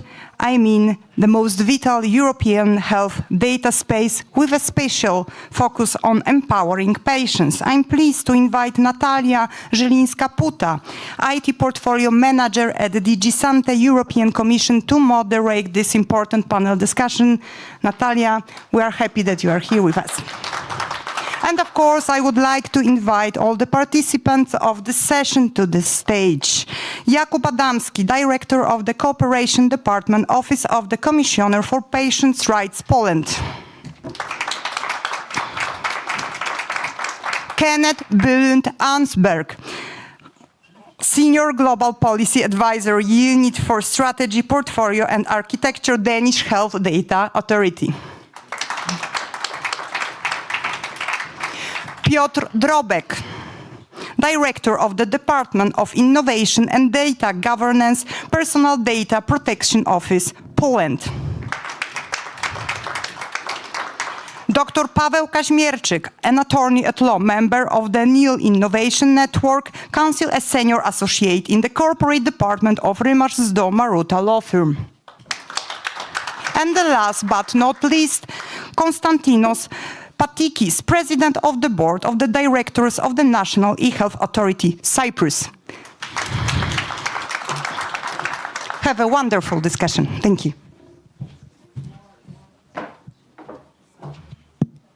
Hello. So, good afternoon, colleagues. Thank you very much for this invitation, and I take it with the great pleasure and challenge, and especially for the guests which we are having in this panel. So, we will be asked, actually I will ask you today, the questions about the opportunities and challenges of implementing European health data space. The new thing which pop up in our agendas and which some of us breathe and live for past months or years. And we have here the representatives of the two governments of Denmark and Cyprus. We have also the three main institutions which will support us in the implementation, us, I mean the humans, citizens, patients, in implementation of these asks, which is the Medical Doctors Chamber, which is the Data Protection Office and Patient Rights Office. And me, imagine, person from the European Commission IT team. So to discuss the patient rights by the person who develops the system, I really like the shift of this paradigm. And then we are put in this place that we really remember for whom we are developing the systems. And this is how I would like to start this discussion, by giving this personal experience, how do we work in my IT team? Because as you all read the regulation, you can see that the Commission, I think in not many cases is like that, it's put there, requested by member states, to show, pave the way to the member states, provide IT solutions, which then you can reuse, to implement quicker, and to pilot with us your connections, so the work will be facilitated by us. So of course, not to stop you in your implementation, we had to start this work already more than 2 years ahead. So we were working with the draft regulation. Of course, we had the benefit of the information from the first information from the Council, the changes, and imagine we finish up as a Commission with even more systems we need to implement to support you, and of course, which we take as a grand challenge, an opportunity also. So what I would like to flag you, that European health data space, it's not the new buzzword. It's something which will change the life on me and you. It's something which discuss our health. Because as we sit here on top of our game, as I sit there in the office with my team, which is on top of their technical skills, we are great experts. But then we leave to our homes, when many of us unfortunately have chronic disease, they lost someone from the cancer, they deal with depression, they have parents or kids which needs the health support, and then we are not on top of our game. We are terrified patients, we are people who are scared, and even if we have an acute accident, usually I think most of us will not be worried what happens with us now, but what will happen with my family and how they will proceed their day without me in this routine. So from being someone on the top, we become on someone very fragile. And at this stage, when we develop any system, we don't discuss only technology and what we can implement there, because this is not the point. We sit and we talk about what do we need, how we should make it useful for ourselves. So we feel more empowered, and we like to do this ground check because sometimes we got agitated, you know, AI, all of this coming, and we can implement everything and we can bear a cost, but that's not the point. I would like to feel on the top of my game when something happens to me, and I know that I can use my health data, I can see them, even if I will not understand them, but still I'm already becoming the generation which like to scroll and feel that I have an access to it. And I have a problem, maybe it comes of being told to trust person I don't know. And when I get to the random doctor, and usually I don't come with the trust, I'm sorry to say that. No, this is my situation. So here, while implementing European health data space, in our view, in all of the aspects which we are representing here, the biggest challenge will be to make us all realize that this is work which is done for us, that we should demand it. We should demand it from institutions, from governments to do it right, to never lose the focus, which we are the focus. Hardly ever it really touches everyone, no? And here it does. So please, let's be demanding, as I am of myself. I am of my colleague. Unfortunately, I'm no from this. And I still try to keep life-work balance. And together with my great panelists, they will try to tell you today what, from their experience, they can see what are the opportunities which they see from their perspective to us as a citizens, us as a patients, to the medical doctors, but also what will be difficult to overcome. And with that, I will start with the first question to Paweł, who is representing Medical Doctors Chamber. And coming here to the word which really stuck in me, having also my mom medical doctor, and what Professor Grzybek said, that now, when everything goes well, medical doctors will be our stewards. They will help us to overcome the process, hopefully for us healing and not dying. But what will be their challenges? And hopefully some opportunities on this, maybe through this regulation, because their perspective, if everything goes well, will also change. So over to you, Paweł. Yes, thank you for the invitation to the panel, and thank you for the question. When we are talking about the healthcare, about the access to the medical data, patient is, of course, the most important, but we can't forget about the medical professionals, especially doctors, but also nurses, pharmacists, and other medical professions. So maybe I will start by presenting I think, in my opinion, some selected the biggest opportunities related to the European health data space for both of these groups, so for patients, but also for the healthcare professionals. So first of all, thanks to the European health data space, we as a patient, but also we as a medical professionals should get better, faster, and safer access to the medical data. It's obvious, but it will be the most important change by dedicated from the perspective of patient, by dedicated online account. I, as a patient, should get faster, better access to my medical data anytime I want, anytime I need access to this data. So I don't need to call to the doctor. I don't need to go to the hospital to get my medical documentation or medical data. So I am saving time of the medical professional, of the doctor. So it's benefit for both sides. Thanks to that, for me, perspective as a patient, for example, the data is more accessible to me, so I can be more engaged in the medical treatment, in the self-care. By the side of the medical professionals, I have a more complete picture of the patient health status, so I can check the basic information from patient summary, for example. I can check which drugs are taken by the patient, what allergies, for example, the patient have. So this will be, I think, the big opportunity for patient and for medical professionals. Another, I think, big opportunity is trans-border exchanging of the medical data, also for patient and for medical professionals. If I, for example, as a patient, if I go to another European Union country, to Cyprus or to Denmark, and I will need to go to the local medical entity or to local doctor, this doctor will be able to get basic information about my medical history, about the patient summary and other medical data that are conducted in medical entities in any other European country. So this doctor can get the information from the hospital in Poland. So it will be fast and access to the medical information that will increase the quality and safety of the transborder medical services. I think another very interesting change that European health data space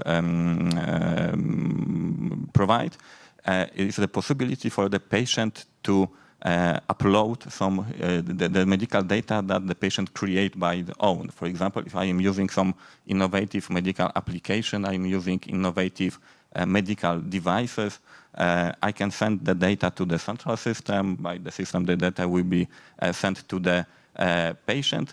So we can, the doctor can be some kind of symptom checker, for example. He can, of course, doctor can, of course, using artificial intelligence, but get the most current data about the patient. That I think it will be the biggest change in the quality of using this data.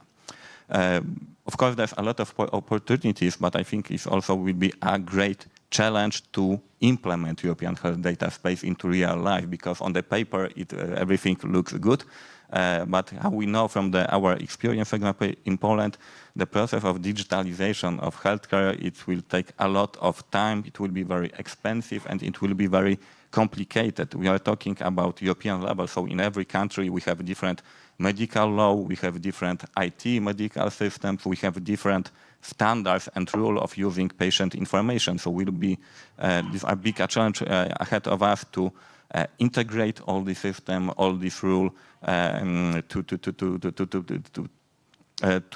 all these opportunities must come into real life.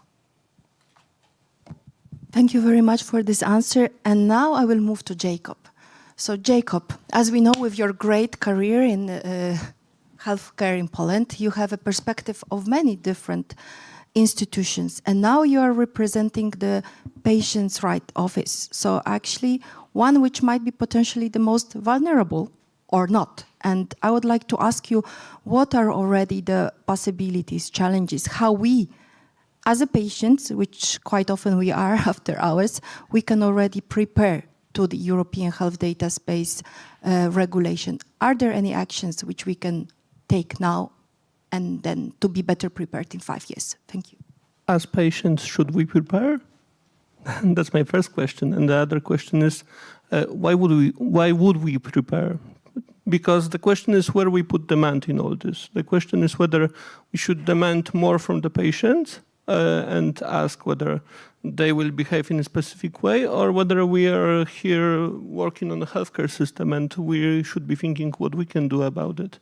Because basically, The problem here is we can't really demand a lot of things from the patients. We would like to. We often say there's an opportunity to do that.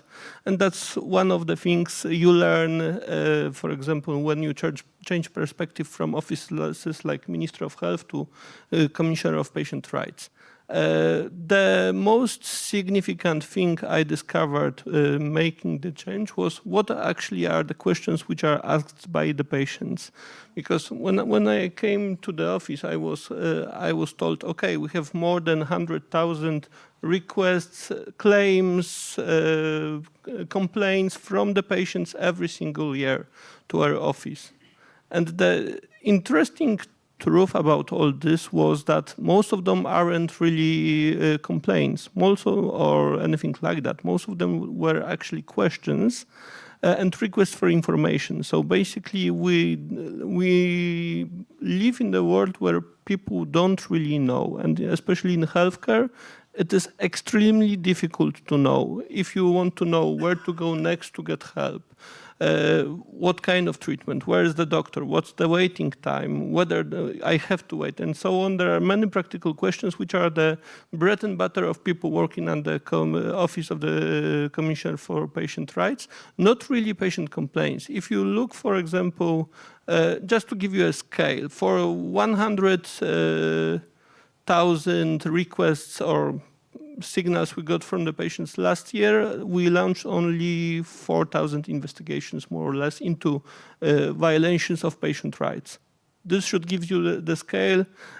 What is the knowledge and understanding, and whether people or patients could be prepared for something like that. So if we're asking for people, getting ready for that, I'm sorry, but they're not usually ready for the system as it is, and not a change that would probably happen in a few years.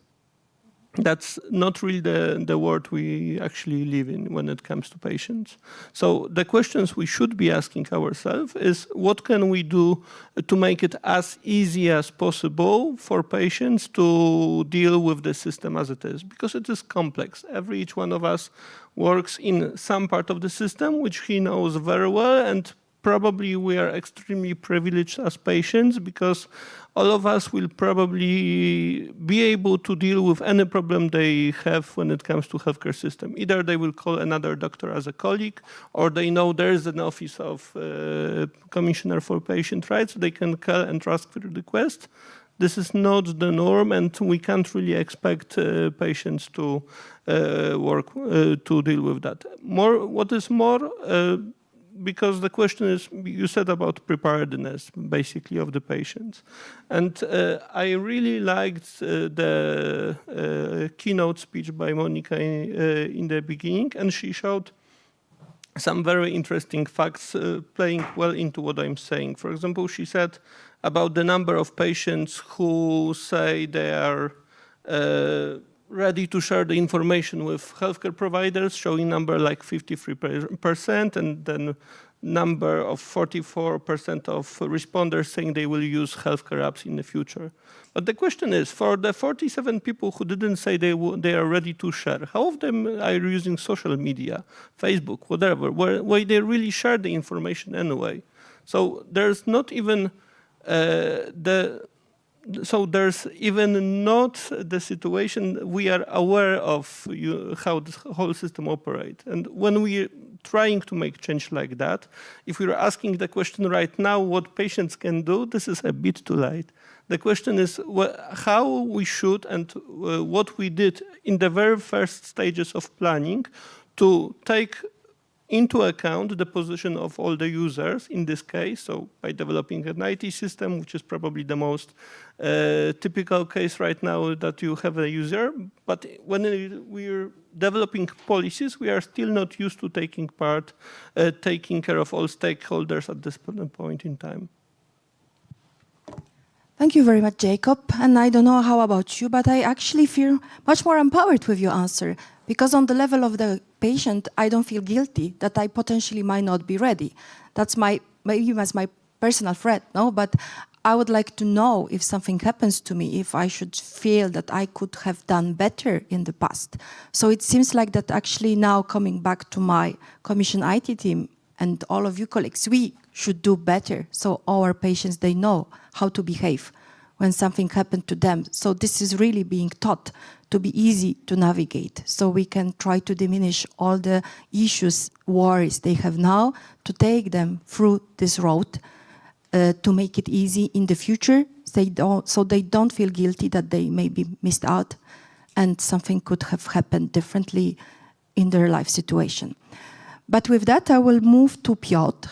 And somehow I feel that here, I would never ask, okay, we know that patients and data protection, it's important as to take care of your business, but this regulation also speaks a lot of data, IT system and protection. So tell me, what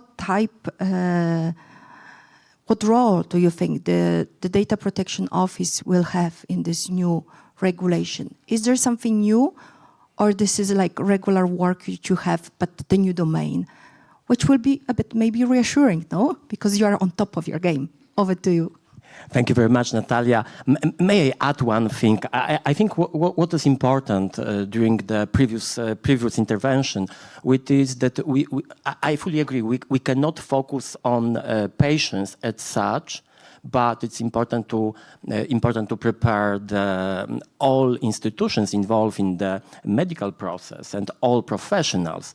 But coming back to Data Protection Authority, I a little bit feeling like, you know, someone from the far, far away, because I'm not from e-health, I'm not from the health sector as such, but of course, health sector means e-health, and all of these systems means the processing of personal data, especially sensitive data, which should be especially protected. And for sure, data protection authorities are relevant for the process, and this is my main message to your community, that we want to be involved in the discussions on the implementation on the national level, but also on the European level. It's important to be involved. It's important to take into account data protection perspective in order to get trust of patients, trust of society for the system as such. And I think this is our common aim for these solutions. When we talk about data protection authorities are no more only dealing with personal data.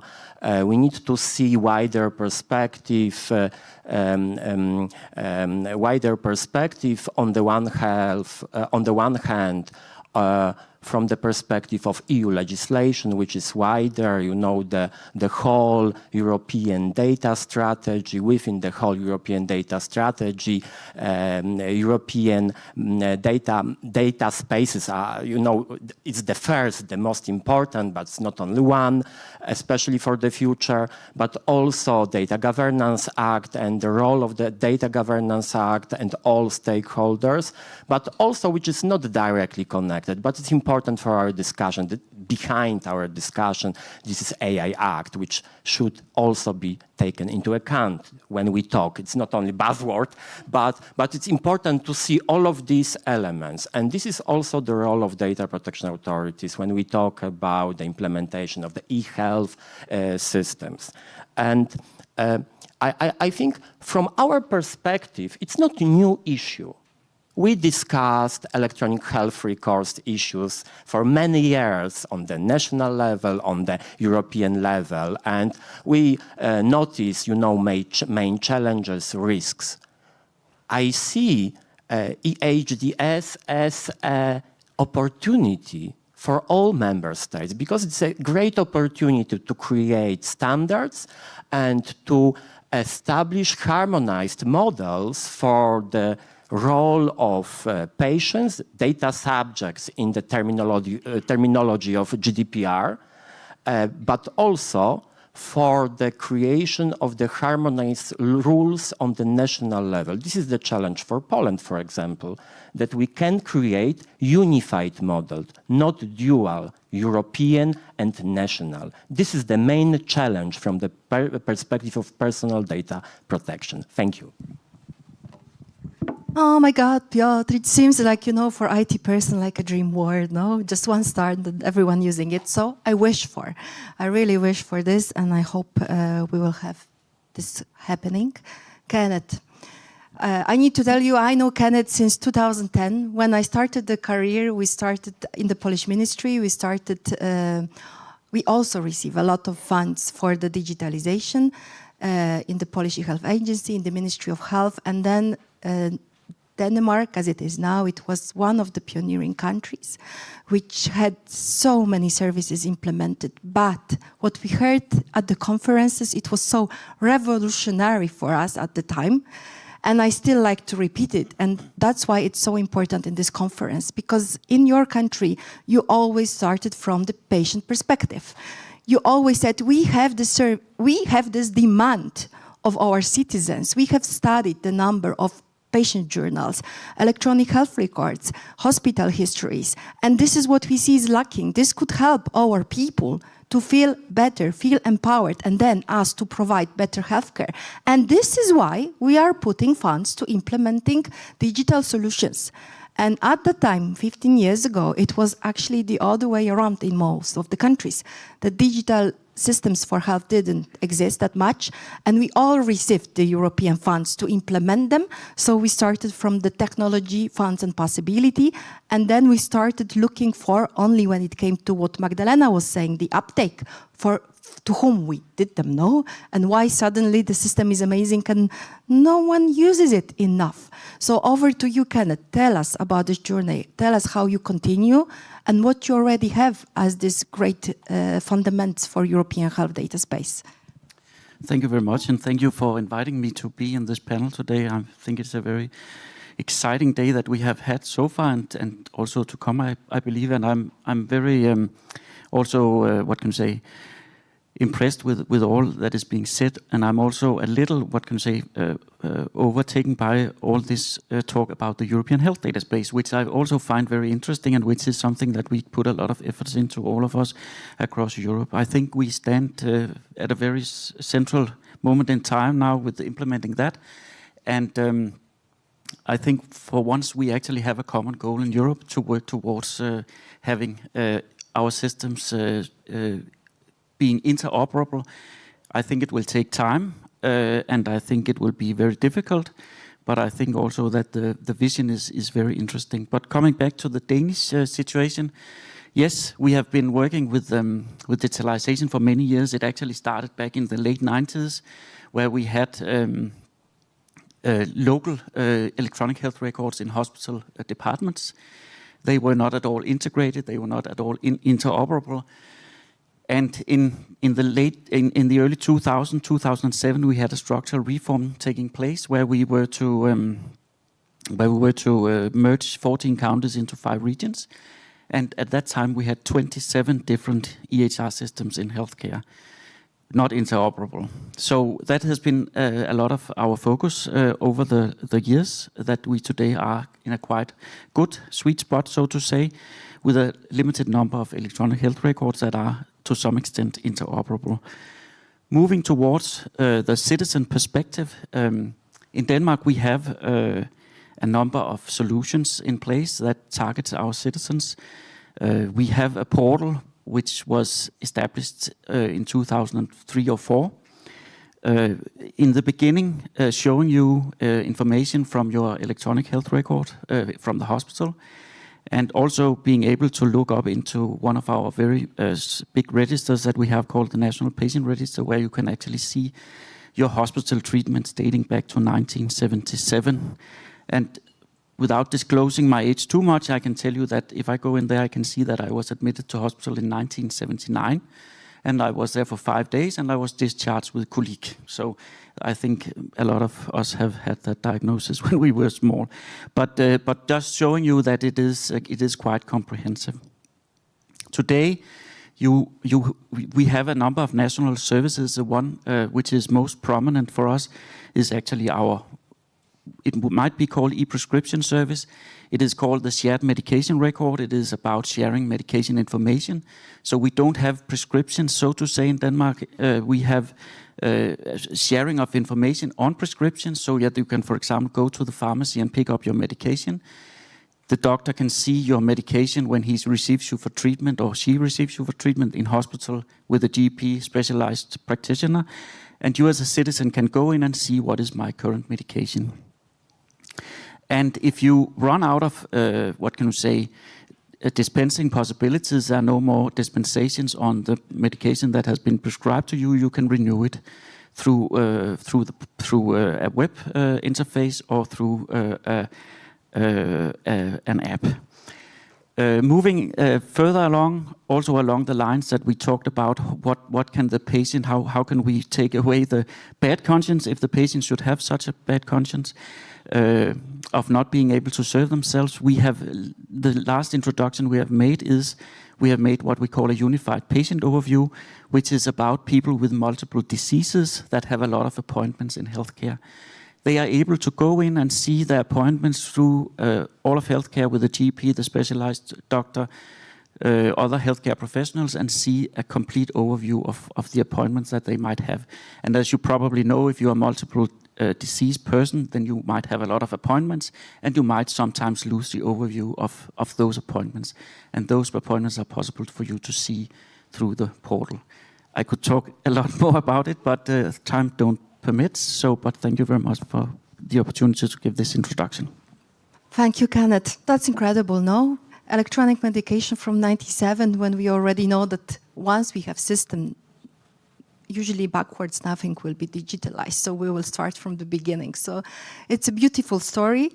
But that's also when I always laugh when someone puts this store just opened and this is the current year, but then you don't feel that in 20 years it will be already 20 years old. So this story needs to start, and I'm so happy we have you to look at this. No, it's amazing. But then to my last panelist and great friend, Konstantinos. I'm so happy, and I think you will share with us the great news. I will ask you about how you, Cyprus, are taking care of your citizens and patients and preparing to the European Health Data Space Regulation. And then we will pass over presidency to you. So the great day also has come to all of us in regards to your country and cross-border exchange. So let us know. Tell us. Natalie, thanks a lot for inviting us. Actually, I'm very pleased to announce that today, Cyprus went live with patient summary big with Luxembourg, and actually we are doing tests with Poland, e-prescription A and e-prescription B today, and on on Wednesday with Greece. So Cyprus will be actually the 16th member state joining, and it will be the 8th member state joining with all 4 services. I would say that we get an influx from Polish tourists, 330,000. So we hope that this service, Magdalene, will be exploited. And of course, the Cypriots come here. And we get in total 2.4 million EU tourists in Cyprus. So hopefully the cross-border services will be exploited for the benefit of the patients. Regarding patient access, we're planning to give the service to the patients in July, actually. And the patients certainly can have access to their patient summary and the prescription. They could print their data, as well as they can share it. We are one of the pilot sites of XShare, and we have developed the IEEE FHIR Smart Health link that the data could be shared. Also, there is an option for opt-out. This actually, to be triggered, the patient needs to contact an officer from the National E-Health Authority, and then it could be implemented. Moreover, Cyprus is coordinating the extended EHR project. Christos is here and Fulvia in charge. And 27 member states participate. And we would also like to exploit the findings of the XTAHR project towards a national implementation. Thank you. Thank you very much. And again, big congrats. No, I'm personally very happy because I started my Commission journey in 2016 working with the colleagues on the service. So amazing and very difficult achievement, no? It only sounds so easy when you summarize it that it was done. But with that, guys, we are moving to the secondary part of the regulation. And I need to admit, and I think here I will ask the question to each of the panelists, but somehow I perceive the answers will be shorter. Because as for the primary, we can identify ourselves and we can easily see what the benefits will be there for us.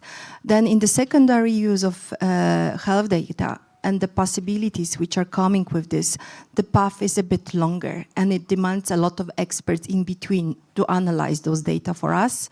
Of course, to ensure protection of those data when being analyzed, and then for the feedback or possibly the new treatment coming back to us as a person. So it's much longer, and for the outcomes, we need to wait. And therefore, I will ask quite similar questions which I had before.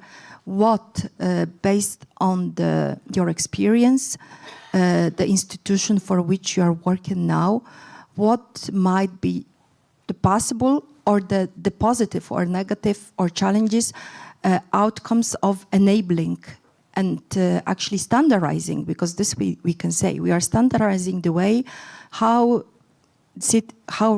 different organizations will request for data, access to the anonymized and pseudonymized health data, where they will process it, how they will be protected, and what are the cases which you already see through your knowledge that we can also know them and think about them once potentially we are in the situation that we need them.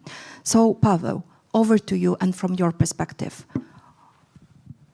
So from my perspective, the secondary use of data, I think it's maybe one of the most important things which European health data space is providing to us, because it opens a new possibilities. I think it's a great thing if in the next year we will be able to create efficient system of secondary use of data.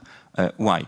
I think it will be a big opportunity when we think about scientific projects or researchers, because we will get access to the real world data. Thanks to the European health data space, scientists can get easy access to the data directly collected in the medical entities. By now, if we want to do some study, we need to get some historical medical data. We need to conduct clinical trials or medical experiments. We can do some tests in laboratory environment. Thanks to the European health data space, we will get the tools, for example, to check how new drugs work in a day-to-day work in medical entities, how it works in new treatments, works in real life. So I think it will be a big opportunity. Another big opportunity is using the secondaries of data for creating better public policy. It looks quite similar. Thanks to this access, governments, public authorities can get access to the real-world data, so they can identify quicker the main problems. For example, for the whole healthcare system, we can see what disease is the most, dangerous. We can see, for example, in which regions or in which countries we have the biggest problems with the healthcare system, how the hospitals and other medical entity works. So we can plan and prepare better support programs. We can prepare better funding that will be aimed to resolve the problems that we identify thanks to the data. For example, when we are creating a new legal regulations, we need to justify what we are doing, these changes. So now we can be, our evidence-based approach will be the higher much quality thanks to the data. So I think the opportunity is great, but it will be a great also challenge to implement that into practice. Why? Very important issue will be transparency, cybersecurity, and data protection, because the secondaries of data, we mainly using anonymized or pseudonymized data. So we need tools, we need the standards how to anonymize or pseudonymize data at the level of medical entity. I think many medical entities need to prepare for that process, and we also must build awareness for the patients that the patient needs to know why we are using this data to gain all these benefits, because I think that some patients maybe don't understand fully what the data will be used for, or may have some, they can feel that the data may be dangerous because there are a lot of new risks like cyber attacks and so on. Thank you very much, Pavel, and great point, not taken. And I think here as an action, I would log that secure processing environments, as you know, will be run under control of the governments, and there in the national site it will be decided where they will be operated. So if it will be the government authority or if it will be a hospital, then they need to be prepared and complied with the implementing acts. So this discussion must happen in the national level and the government level to choose this institution wise, so everyone can be prepared who takes part of this action.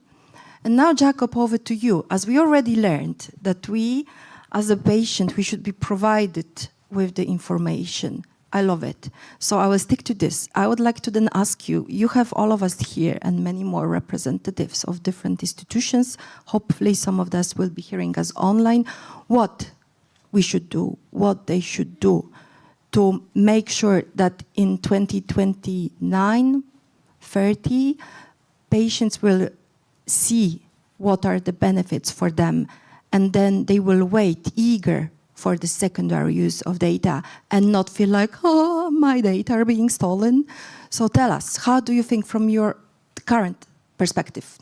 I'm sure we can start somewhere, no? Tomorrow.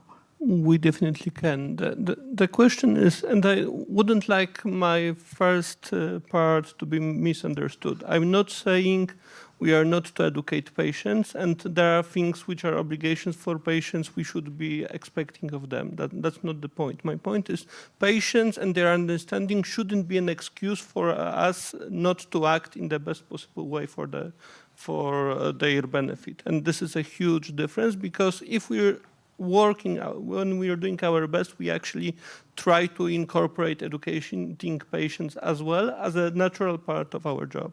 The issue here is, and that's a little bit part of that's a little bit of a part of mismatch incentives. We could either not tell people anything and they will just have to adapt. And let's be honest here, evolution tells us with any long surviving species, adaptability is probably our biggest strength. So patients will manage, that's one way. The other way is to go into transparency direction and providing information on what's going on. I will strongly advocate the second way. And I would show the first challenge we have to work with, because there's a deeper problem underneath it. And I think Denmark was one of the countries which boasted with one of the lowest opt-out rate when it comes to the topic, with something like under 3%, which is absolutely amazing. But I think that it stems from a different issue. It comes all from trust in the healthcare system, healthcare providers, and so on. And this is where we're lacking, and this is when I'm saying that we as a system have to do better. There are few tenets of that. There's transparency, there's communication, and those are things which have to be done constantly, providing the information on benefits, but basically working in a way which will make us believable, so that we are trustworthy from the perspective of the patients. We cannot do it any other way.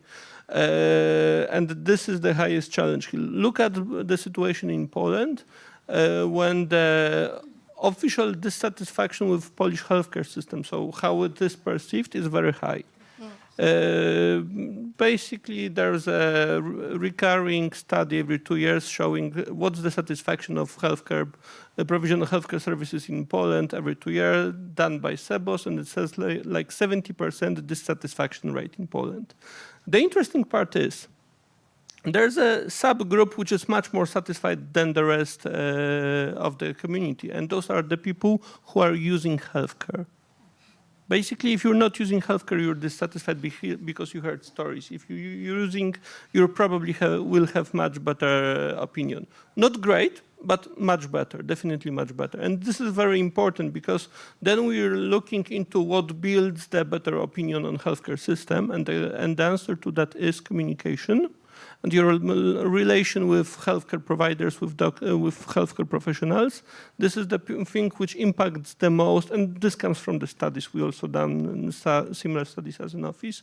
As the thing which affects the most the satisfaction of the patients with the provision of the healthcare, and then the trust. So if we want to build on people not opting out and seeing the benefit, they first have to trust us that we're working in their best interest. And we cannot mediate that without the proper communication. And unfortunately, the largest role here will be on the healthcare professionals, as they are the closest to patients. Thank you very much, Jakob. Yeah, the truth is tough, no? That's why I really love this panel, because I think we are touching upon the real issues. And this is European Health Data Space Regulation actually force us to finally look at them and show them to the broader spectrum and try to fix them. Otherwise, we all see it will never work. So Piotr, I'm excited to ask you, because the question is again the same. You know, how do you think the data protection what will be challenges and opportunities when it comes to the secondary use of data? However, here with my IT part of here, all the time I hear that secure processing environment, and this is the technical system where the data can be only loaded, anonymized, pseudonymized, and processed by people who are before scrutinized, if they can have an access in what they are doing is bringing the benefits, are so scary and bringing so much threat to data security. When then I see general practitioner systems and hospital information systems, when the real data set and which are operated daily by every government, and is this really, this secure processing environment and this process bringing so much threat to the data that we should be worried, or we can be a bit more secure that our nation and specialists in the country, they will know how to deal with this? Thank you.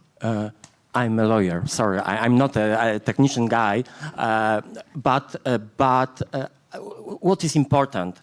Of course, transparency is important, but transparency is not enough. In order to create trust, we need to repeat the word trust many times. In order to create trust, it's also important that the institutions will be firm and fair during processing of personal data and giving access to the data for reuse. It is important, but we need to see the wider and more comprehensive picture.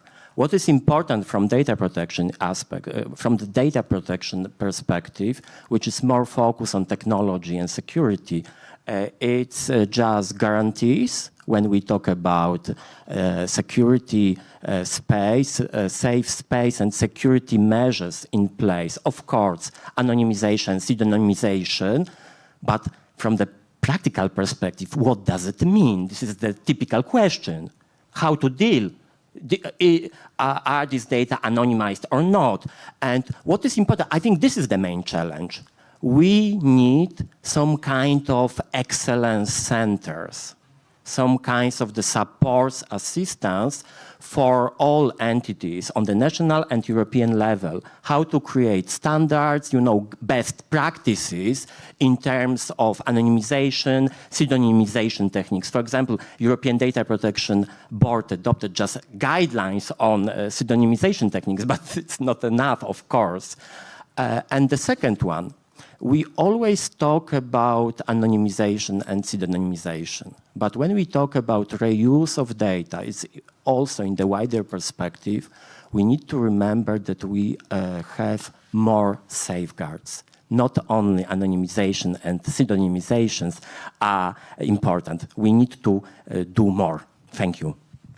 And I love you bring it, because it shows that there is a knowledge, that there is more how to do it. No, we just should unite together to work on this and then implement it so we know that we are safe under control of these organizations. So Kenneth, you were, your data from, statistical data from Denmark, which were just used by Jacobs. That's why I will ask you about your opt-out. Have you already implemented the opt-out mechanism? And for those of us probably not in the room, but who are following us online and they don't know what it is, it's the citizen right to say, I refuse my data to be used for the secondary use of data. And this is this famous opt-out, which then is translated to all your languages. I encourage you to check what would that be, because it's not opt-out in every language. Tell us, do you use it? Is it implemented? And what is your experience with this process? Yes. When it comes to opt-out, we have a distinction between what we call use of tissue, wet data, or what they can be called, and dry data, so to say. And when it comes to the wet data, we have an opt-out in place. When it comes to the dry data, we don't have an opt-out. It is we process the data, of course, subject to all kinds of safeguards and approvals, without asking the consent of the citizen who has the data. And that has led to a situation where we today have a lot of data in very many areas. And the data, they are unbiased because no particular group has opted out of them, so to say, so they cover all Danish citizens. And we are a population of approximately 6 million people, but we actually have data on 13 million people because we keep the data after people have died. And of course, we place a lot of emphasis on maintaining exactly what has been said, the trust among our citizens, and our citizens are quite trustful. So they are also, what can you say, expecting us, of course, to handle their data in a safe manner. But they are also, what can you say, of the opinion that if their data can help in improving healthcare, then they are, of course, also happy to contribute, so to say. So that is very important for us, and I think that's also very important to bear in mind that you have to make sure that your data are unbiased if they are going to have the best possible impact. If we provide access to the data for secondary purposes, it is done in a secure processing environment. We call it a research platform, and currently we are actually in the process of developing that with a huge investment actually from the Novo Nordisk Foundation, where we will try to actually improve the way access is granted. We call it the vision for better use of health data, and the idea being that access should be provided in a better way than what happens today. And of course, all that work is also connected to the upcoming requirements from the European Health Data Space, which is of course one of the big things on the agenda in that area as well. So, very shortly, that is how we deal with the data for secondary purposes in Denmark today. Yeah, thank you. Thank you. And last question, and back to you, Konstantinos. And as I said, actually coming back to the fact, all colleagues, you know that the Cyprus presidency is the next one. So whenever you will travel for the conference to discuss European health data space, you can try to dispensate your e-prescription, and hopefully you will not have to use your patient summary, no? Because it can destroy the conference. But now coming back to the question on the secondary use, I would like to ask you, how do you prepare in the country for the secondary use?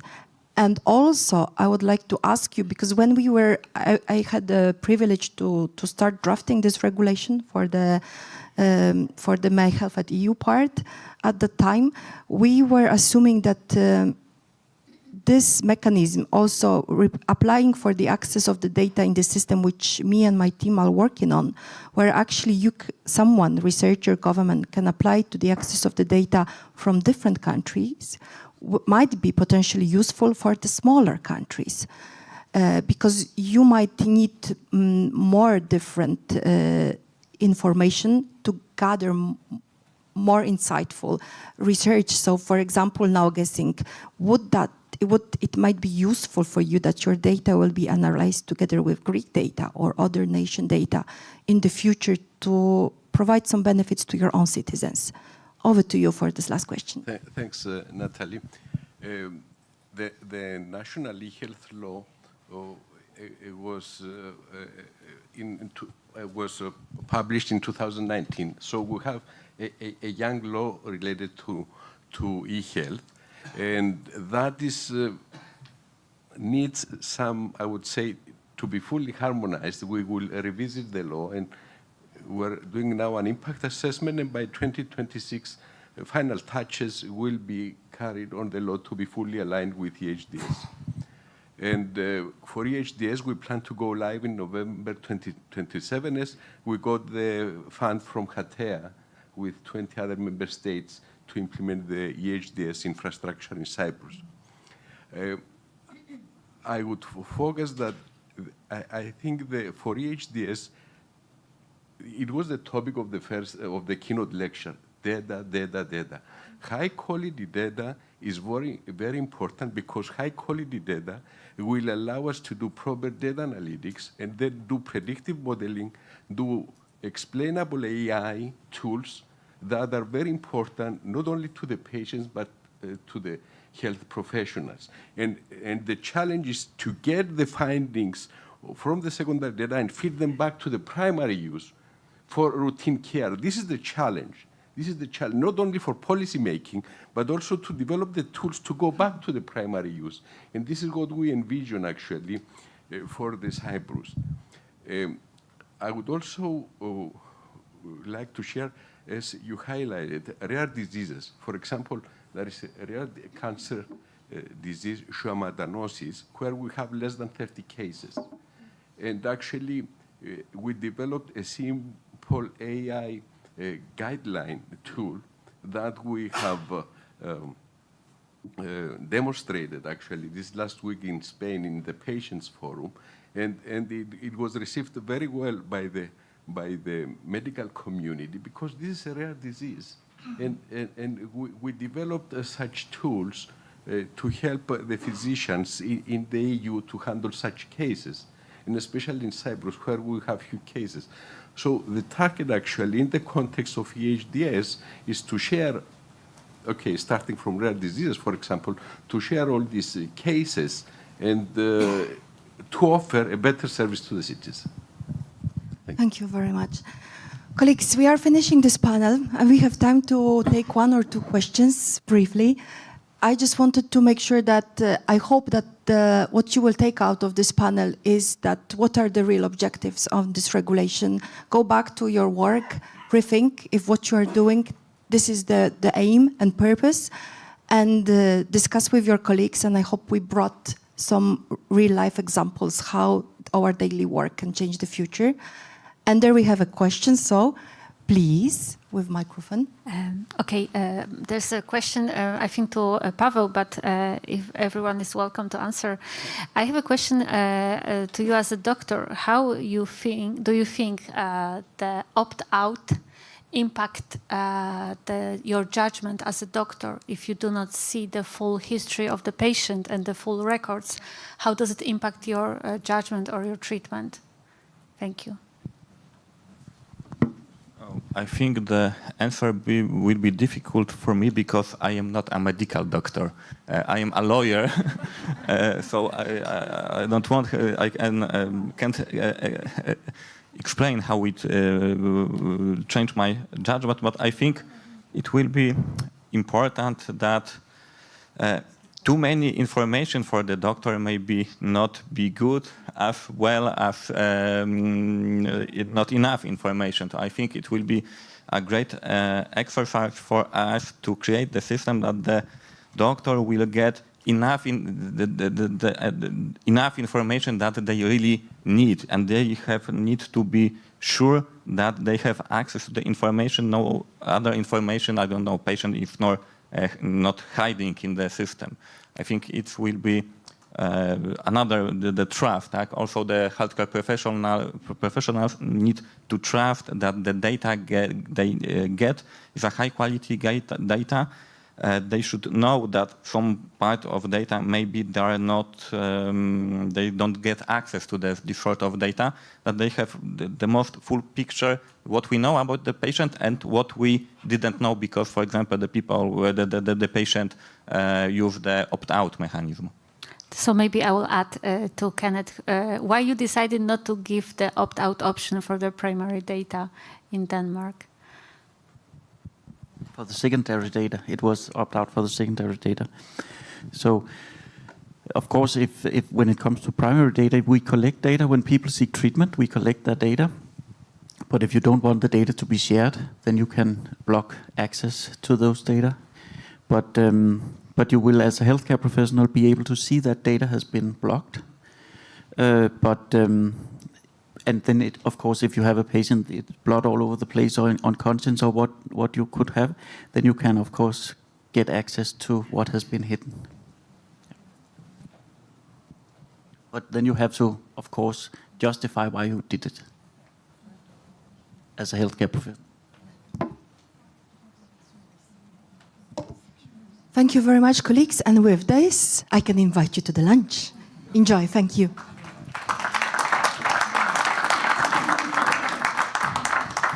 Thank you, Natalia, for wonderful moderation. Thank you, all the guests, for a great panel. One thing before inviting you for a lunch, it will be a possibility for taking a family photo for all participants of our conference. Just at the front of the reception desk, please gather there and we'll have a family photo from our conference. And thank you so much. And every curious mind deserves a break. So yes, we have a lunch. Enjoy. And we are seeing each other just 2:15. Thank you.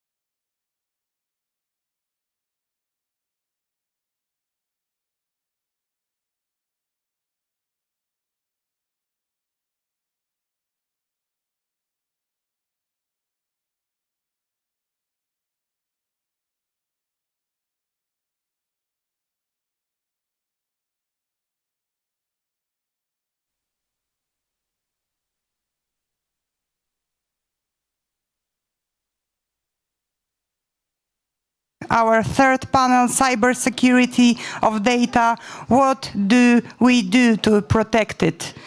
I'm delighted to have Michał Dybowski, President of the Healthcare Poland Foundation and founder of the Cyber C for Healthcare Coalition with us today to moderate our last panel on data cybersecurity. Michał, over to you. And let me welcome the panelists of this session. Michał Czarnuch, attorney at law, partner in the corporate department of Rymasz Zdort Maruta law firm, specializing in life science, member of the management board of the Telemedicine Working Group Foundation. Soren Bank-Greenfield, Head of Department for Cyber and Information Security at the Danish Health Data Authority. Dimitra Livieri, Head of Resilience of Critical Sectors Unit in the European Union Agency for Cybersecurity, ENISA. Błażej Pawla, Co-founder and CEO of Modinio.io, company specializing in data integrity, confidentiality, authentication and authorization. And last but not least, Professor Paweł Ptaszyński, Associate Professor at Medical University of Łódź and Executive Medical Director at Central University Hospital Łódź, Poland. Thank you. Have a great discussion. It's great. Hello, good afternoon to all of you. I can see, well, quite a number of people here, so we had a nice break for the lunch. So we're all back, so that's a good sign. So before we start, we got a very interesting legal introduction, but we'll see. Yes, we'll see, but I think it's going to be something to bring us up forward on the legislative manner. So I'll ask Michał to start with his presentation on the aspects of legalities. Sure. Thank you. Thank you for inviting me. Can I have slides? You should. There you go. So my name is Michał Czarnuch. I'm the lawyer. So I'm going to try to summarize in 10 minutes around thousands of pages of legislation. At the same time, not put you all to sleep after the lunch. So easy task. So there you go.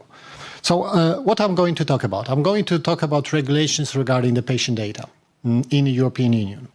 So one point that was raised already during the previous speeches is we're getting more and more patient data in different forms.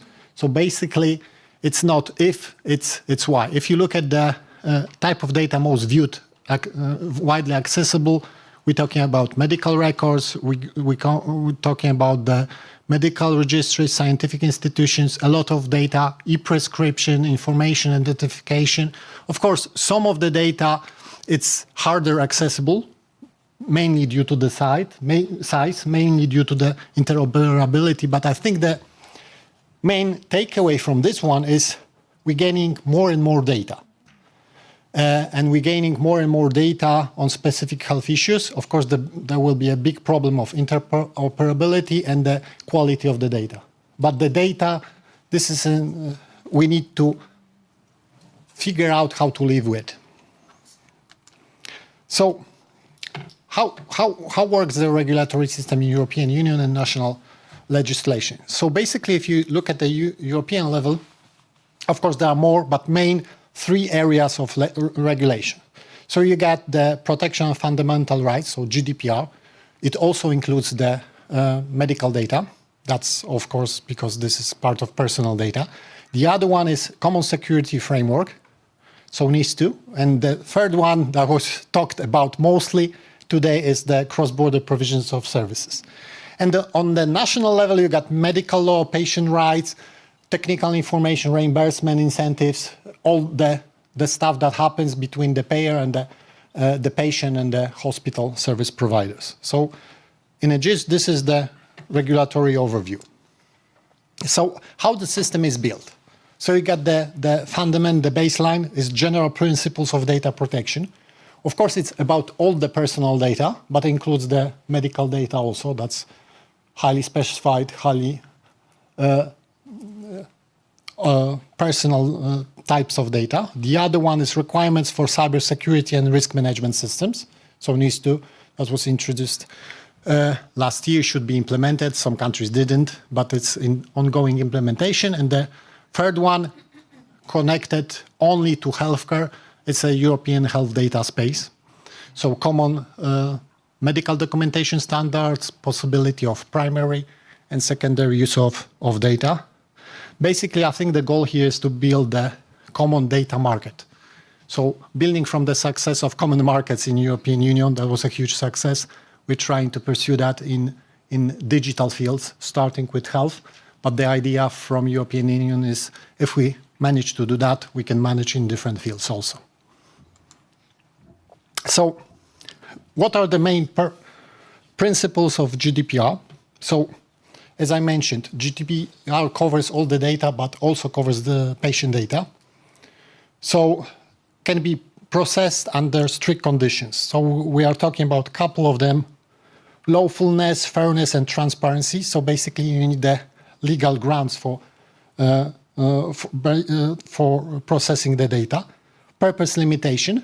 So only the data that is actually needed for that kind of activity. Data minimalization. So not more than I need, and only for the purpose I mentioned. Accuracy. So this is a big one. So it needs to be basically relating to what's going on. So accurate, standard, precise. Storage limitation. So you held it as long as needed for that task. Of course, in healthcare regarding medical records, it's a task. It's a period by the law. It's 40, 30 years. And the last one is confidentiality and transparency. So those are the main general rules. And regarding the patient and regarding the access, we got rectification, assurance, data portability. We can lodge a complaint. We can remove the data. So basically, the patient is the owner of the data, according to the GDPR regulations. Of course, some specific countries can have opt-out, opt-in, different stuff on the specialized local level. So NIS2. NIS2 is, I would say, technical directive. So basically, it introduced high-risk areas, and healthcare is one of the high-risk areas, and introduced the procedures, guidelines, how to assess the technical risks, how to meet them, what kind of testing they should make, what kind of risk assessment should be built in-house. So all the technical applications, so the technical part of protecting the data is going to happen under the NIS2 directive. And it applies to healthcare providers, also the suppliers. So this is quite important. I'm not talking about the fines, but you can see quite severe fines in order to convince the parties to implement those kind of measures. And the last but not least is the European health data space. There was a lot of talk about it already, so I think I'm not going to go further into details. But regarding the patient responsibilities and obligations, we got few. So in the GIS, we're talking about the primary data, so data that will follow the patient in whichever the country he is, and secondary, the data that will be used for technical, for studying, for universities, anonymized, pseudo-anonymized, non-anonymized at all. So this is the part of basically science part of the European health data space. So what are the responsibilities, obligations, and rights? We got the patient access right, so he can access the data in whichever the country he is with ease and understandable data. He can share the data. He can share the data wherever he pleases. He can add information to the data, so add their imaging, add other options, so that's also important. She can correct the data, patient can correct the data, restrict the access to data for specific healthcare professionals, and access the logs. So basically see the history, who interfered with the data, who inputted the data.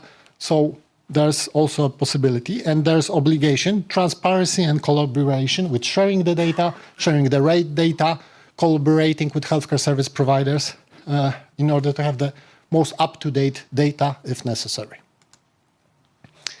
Last almost the last part, how we compare to Europe, to US. So this is also a common question. I think European Union, as you can see, this is separated. It's on a better regulatory standpoint. The data is safer, there are more patient rights, higher obligation, technical on material level, especially regarding the data subject rights. Here in European Union, got access, correction, erosion, portability restriction. In United States, the limited access to correction rights, no general right to erasure. So basically, we are in patient-driven data regulations, differ than the system-driven in US. Is it enough? We'll be talking about that during the panel, but I think the cybersecurity threats are the most important thing, other than the implementation effort that will be huge. Cybersecurity threats will be the most important thing to tackle, because all the issues there will slow down the implementation of European health data space. Therefore, the Commission is trying to come up with a common plan regarding tackling the cybersecurity in that area. Thank you very much. Perfect, just in timing. Well done with that. That's really spot on. So, dear ladies and gentlemen, so the approach we had and planning this panel, we discussed a little bit in the foyer before we came here to have a little bit of, the pre-discussion to warm it up. And we ended up that actually the idea we had about the system is not that obvious. We understand that the approach can vary depending on a country to country, and the quality, the legislative manners in each and every country are so dispersed, so ununified, that it's really down to the access on a basic level, state by state at the moment, and sometimes even county by county. And in Poland, realistic figures, it's even hospital by hospital. So therefore, I think I'll start asking our guest, the professor here, who Paweł Ptaszyński is the director of the hospital, the university hospital in Łódź, and to ask how is the hospital, as it is down in here in Poland, to the hospital manners to manage all those areas of preparedness for the cybersecurity implementation of all those regulations we just seen that Michał has outlined. How do you tackle those procedures? How do you deal with that? How do you manage to work with people on those issues? And, and I ask you to figure it out and tell us in 4 minutes. Obviously, yeah, it's a really big problem because I represent one of the largest hospitals in Poland. I have about 10,000 employees, so it's advantage big to change. And of course, we have two, I think, main problems. The first one is obvious, it's mental barriers, very difficult to overcome. And the second one, of course, the budget limited, so it's not so easy to implement all solutions as we need in our daily practice. But to answer that, what was the most useful event in the history of cyber security? It was the first cyber attack, the first incident 2 years ago. It was terrible because it was our first attack, and all procedures were stopped completely in early morning. And the problem is that we are a relatively digital hospital, having almost all data in the system. So having no system, we have no information about our patients. But after such incident, it was much, much easier to implement our new regulation in the hospital. It was much, much easier to stop access to USB ports, to close or mailing mailboxes out beside the company mailboxes, to create new passwords, and they need to change passwords every month and so on. So regular and regulations regarding the cybersecurity. It was very funny that after checking all computers about incident, we have found very, very interesting thing inside. It was, for example, it's obvious, like pictures from holidays, but we have found, for example, divorce contracts, lovely letters, and so on. So, of course, it was regarding the habits. It was really very, very difficult to stop it. That the computer in the hospital, it is our tool to work with our patients. And it's impossible to store inside all our activities, our life activities. So nowadays it's much, much easier. So our system is closed. We have splitted the internet access. We have the Wi-Fi access for students, for visitors, for our doctors. If you have the laptop or phone, you can log in, yes, but outside the company network. But the hospital information system is completely outside the open access. This is so the computers are dedicated for treatment only, to care the patients. So it's not so easy, and it needs time, and of course it needs money, because to buy new computers, to buy routers, to buy firewalls, yes, many new devices, software and hardware. It's expensive things, really. But please remember that as a director, it is very, very difficult to decide what is more needed. New CT scan or new, for example, firewall. It's not so easy to decide. Well, thank you for that. So as you could see, the actual lesson learned has benefited the hospital from starting to going on the ventures. My understanding is that it's a not ended process, but it's an ongoing process that will be going for many, many months and years to come, where you're going to learn the new threats, the new way to respond, and the new way how to deal with it. But there is a basic resilience plan put in place, which has actually concluded some kind of a minimal acceptable risk criteria for it. Now, from the legislative perspective, we heard from Michał what's really behind the legislation, but obviously there is a number of sort of recommendations and processes that we are getting and receiving from a European Cybersecurity Agency, which is ENISA.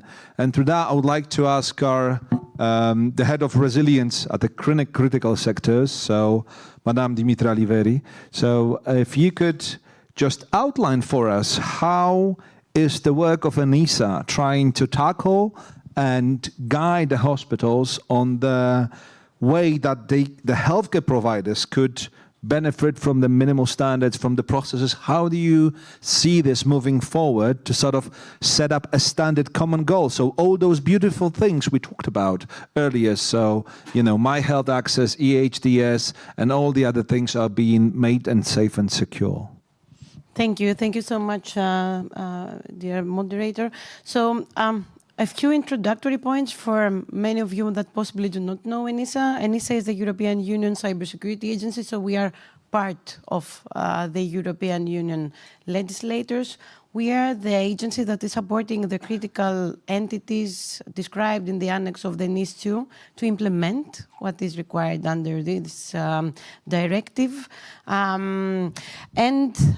Just to reply to your question, we are the ones that play a massive role with regards to the communication that was published early in January on the healthcare action plan, supporting all healthcare providers to increase the level of cybersecurity. In the presentation that we saw earlier, there was one omission, which is a heavy requirement from NIS 1 and NIS 2, is incident reporting. So all the critical entities are obliged by law to report critical cybersecurity related incidents. So like the incident you mentioned. So from this data that we have been collecting since NIS1, since 2017, these are the demographics that you see there in the communication. The level of vulnerability, of how vulnerable the healthcare sector is increasing. It's a constant target for all either intended or non-intended cybersecurity attacks. And we saw a need for more structural, let's say, support to the sector. So apart from NIS2, which is an obligation and it's slowly being transposed into a law into the numerous member states. The Healthcare Action Plan actually makes this effort. It requires healthcare providers overall, not only hospitals, to, from one side, invest on taking specific measures on utilizing cybersecurity services like instant response, on conducting activities with regards to preparedness for a case of an incident, but also to increase collaboration in the sense of the healthcare world together with the cybersecurity world to get together and to see how actually they will help you make this informed decision with regards on whether to buy a new MRI or a firewall. So there are many key players underlined in this communication, and NISA has a massive role to play because this communication creates a support center. The aim would be to create a catalog of services, if I may say, to support the member states directly, the member state authorities that are responsible for cybersecurity at the national level in the specific sector, to either deliver or procure services with more knowledge and putting a lot of input on, putting a lot of value on the cybersecurity field.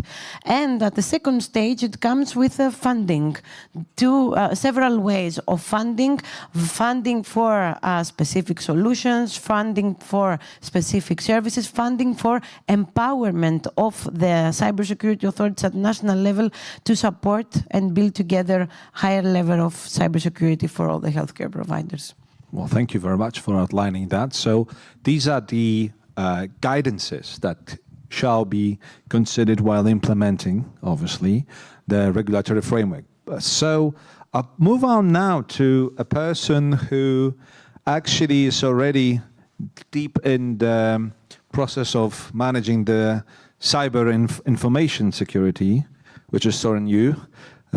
So this is the Danish approach to how it's been tackled. It's something that I think is a great example of seeing how ununified but unified and managed while unmanaged and unsteered, let's say, it could be. If you could just outline for us the concept, why it's actually worked for you and what could be the lesson for us to understand, while at the same time, that was already said earlier in the previous panel from the Polish Ombudsman Patient Rights Office, you had the lowest opt-out rate from patients committing their medical records. So how is that?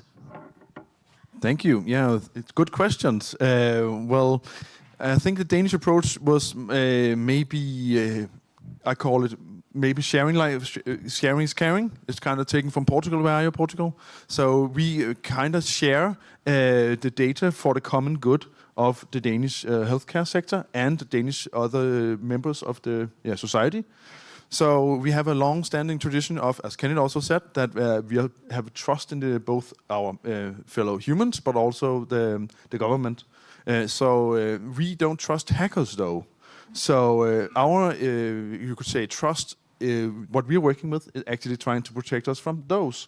We are not, we have the trust of citizens towards that we are handling the data in the right way, but we are collaborating to actually get protect against the hackers. And how do we do that?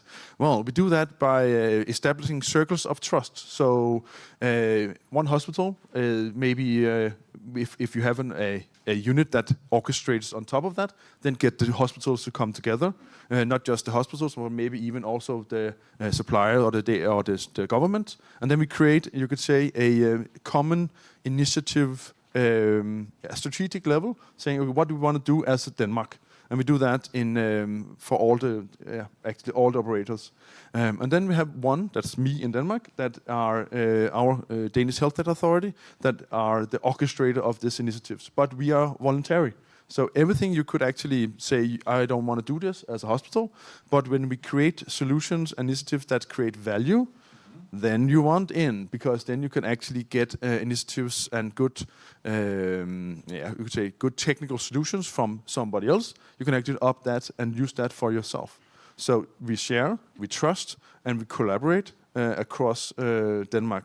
And we also want to do that in the European level. So we also support a lot of initiatives that actually do the same thing on the European level, both with ENISA, but also some of the other initiatives, both with Portugal and other countries. So sharing, collaboration, trust, and taking things that work one place and synergize that other places.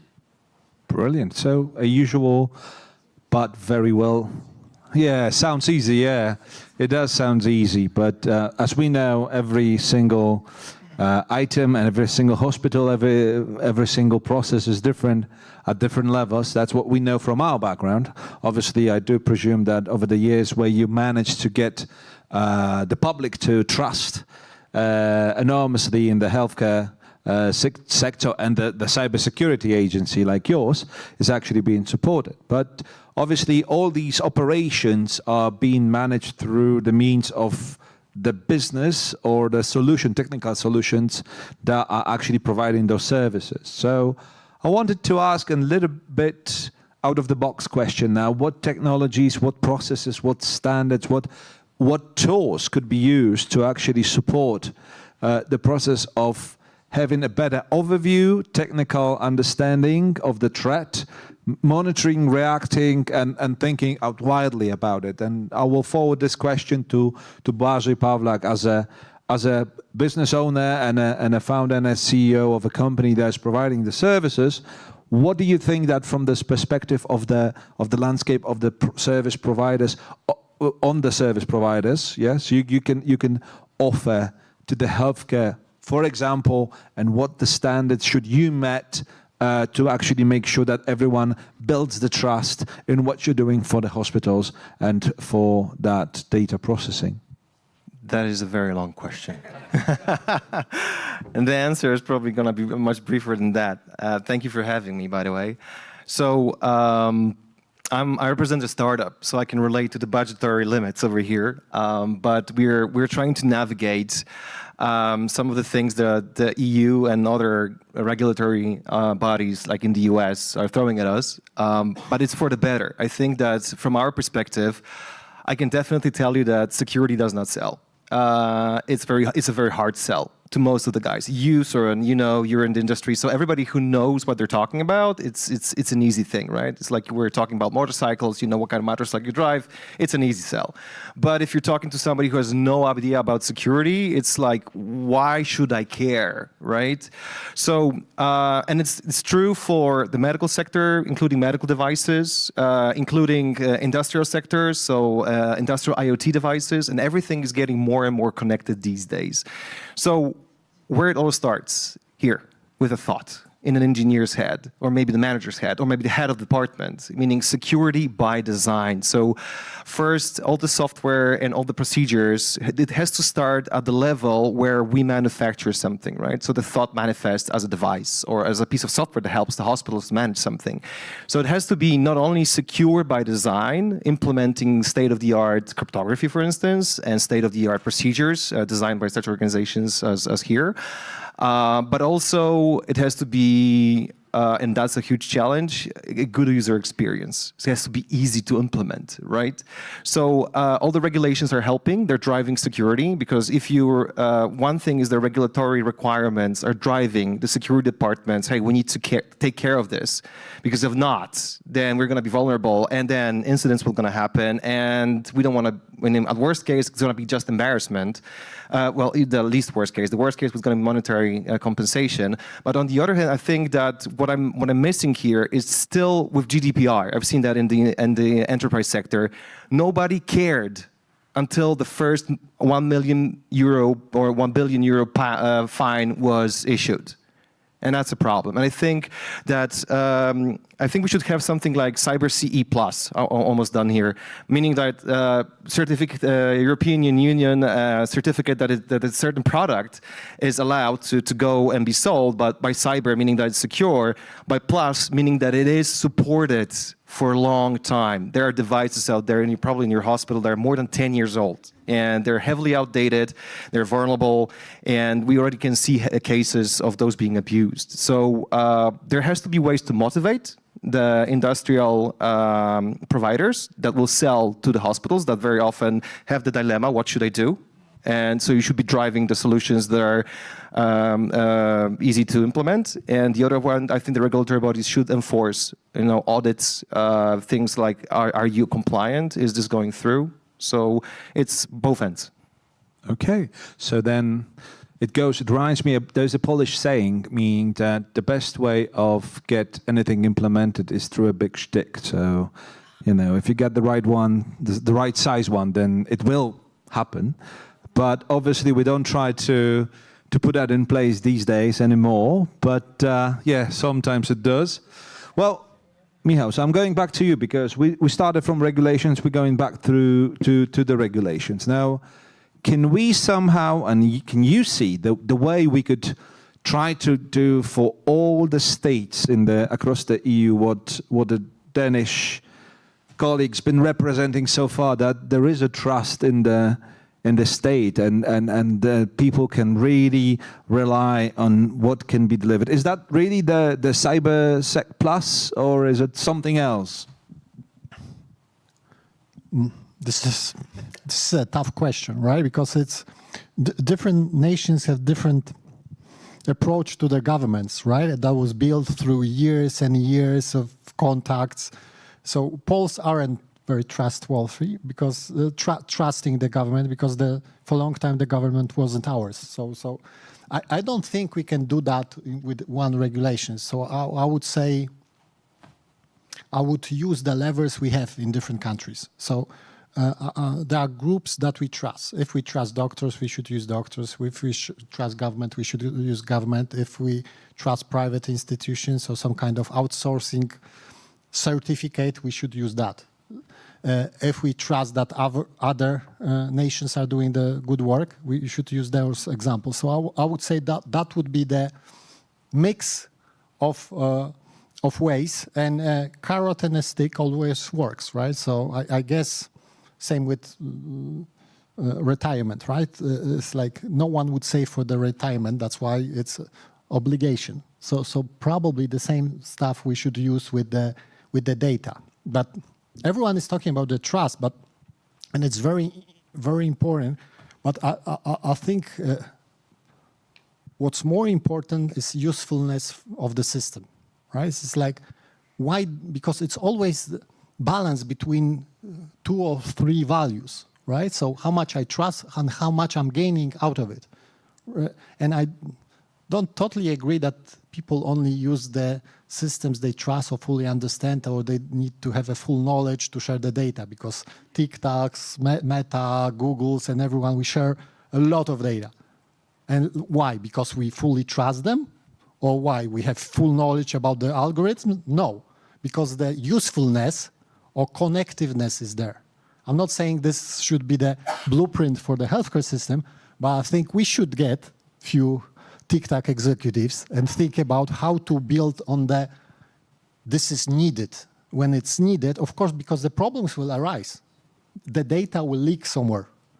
So I think building on trust, sure, but building of how is it necessary for my health, the health of my family. I think that's the best way to approach that. And living in digital data society, I think we can show the examples, but we need to be very consistent with those. So yeah, we build on trust, this is safe, but it's useful. It's like with the treatment, right? With oncology treatment, all the others. It's like there are risks, but the benefits outweigh the risks. And I think we should approach that in that way.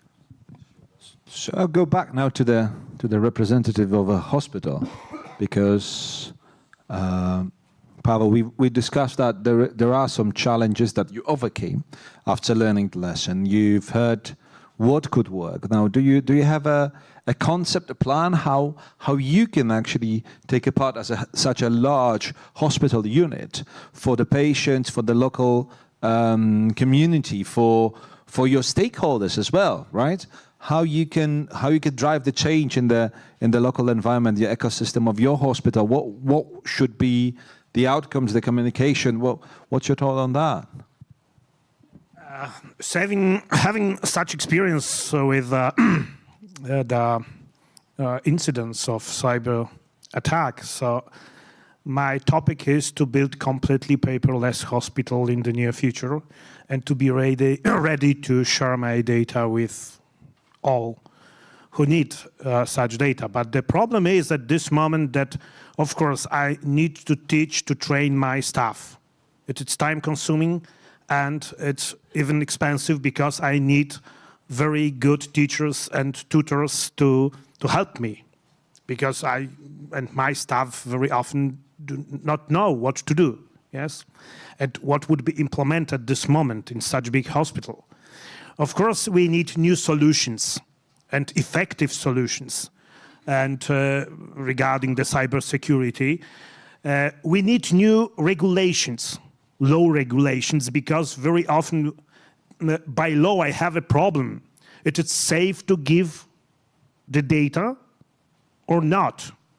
Because, for example, we have no information what does it mean, for example, anonymization at this moment. It's a very big problem, because I am ready to give my data, but I'm not sure it is safe or not.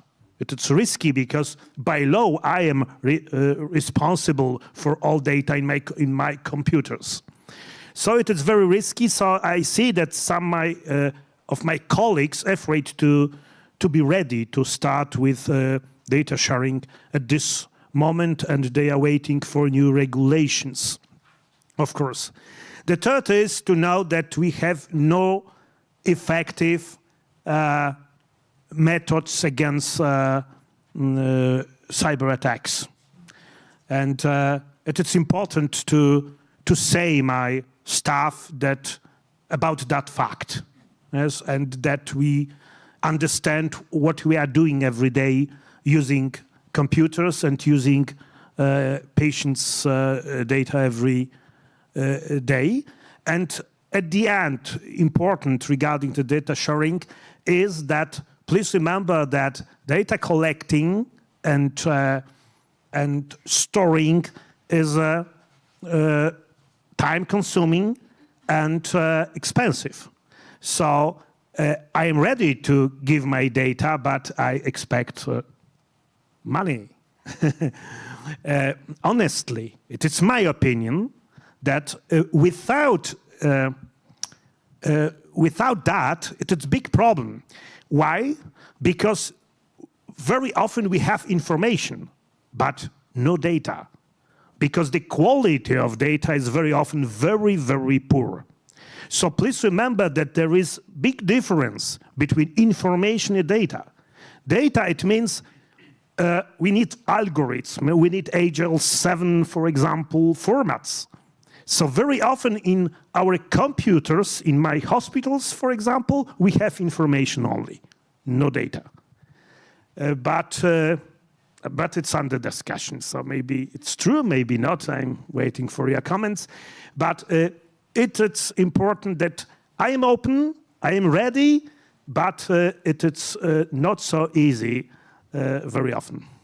So definitely legislative manner is a key element of the risk mitigation from your perspective as a director of the hospital, because at the end of the day, as we've seen with those fines, the responsibility is on whoever's going to disclose the information. So you need to have the first assurance and then the insurance and all the other stuff coming over for it. But yeah, so that's a perspective from a hospital within the Polish landscape.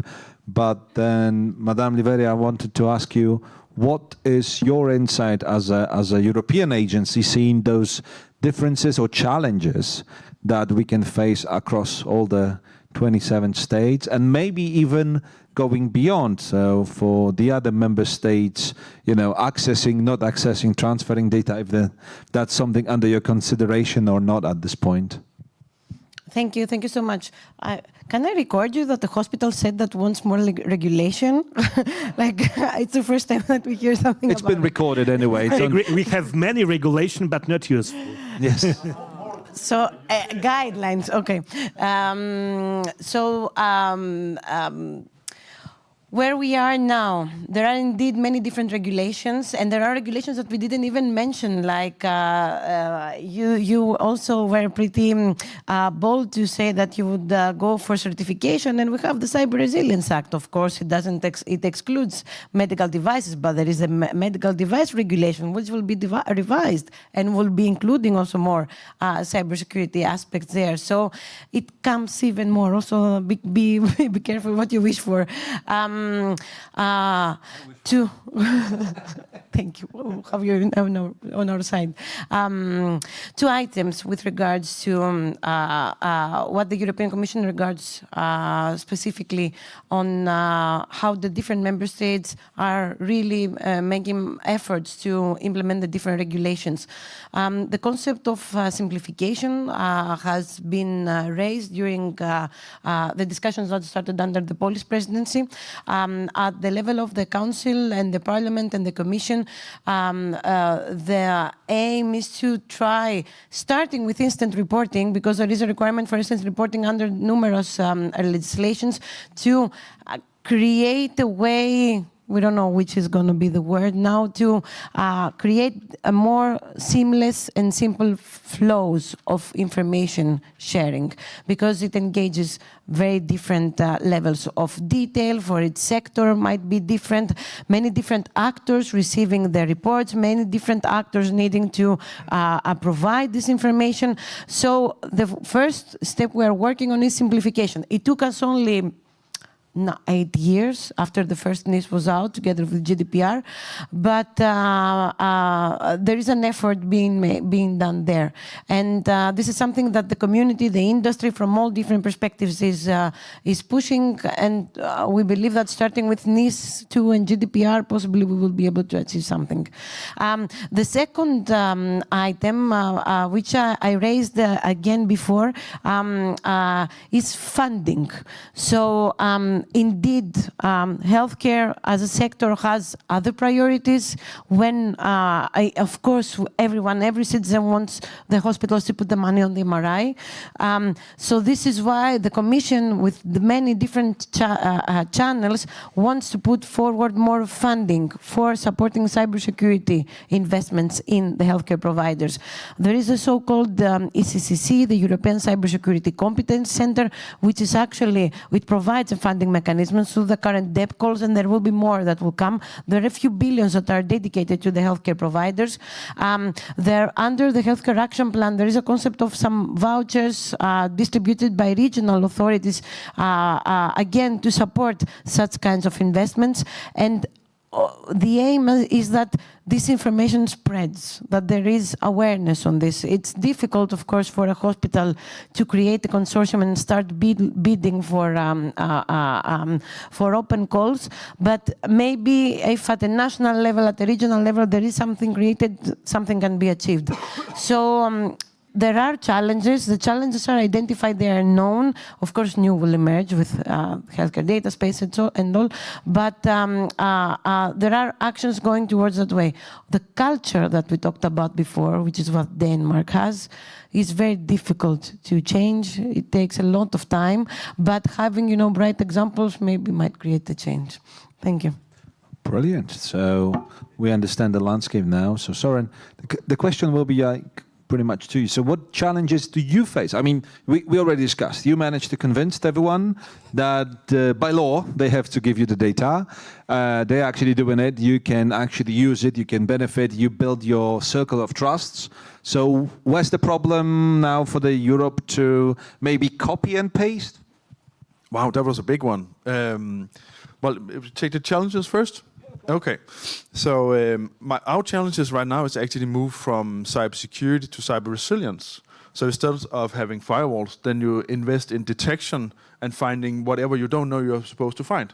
So unknown unknowns, that's the next level. That is because we can, like the COVID-19, we didn't have a cure or a vaccine before that went for a time. So every normal system only looks for what is known. So antivirus system only knows for known diseases or computer diseases. So we want to right now focus to the things that we don't know yet. And that's only through collaboration between also the different member states, because what I don't know, you might know. So we are creating some, again, moving the circles of trust further down out into the other member states, so it's not just us. So that might also be the answer to the other question. And then we have the medical devices. I know we have some of them in the medical device regulatory, and we also focus on that. But those requirements for the medical devices I see as one of the major issues. For example, it could be a pacemaker using Bluetooth connection that is specifically made for something else. It's made to be very easy to use, and a system used that is very easy to use might not be secure. So mixing secure and medical devices and unsecure devices, standards is also an issue.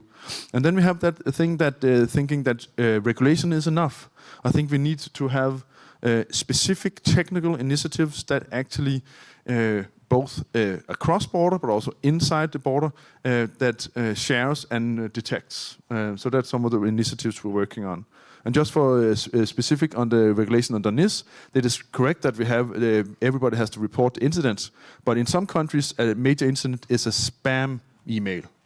In other countries it's not. So it's very hard to actually regulate without having a regulation and have a directive that is different. So regulations won't save us, but I think some of the technical things will. Thank you for that.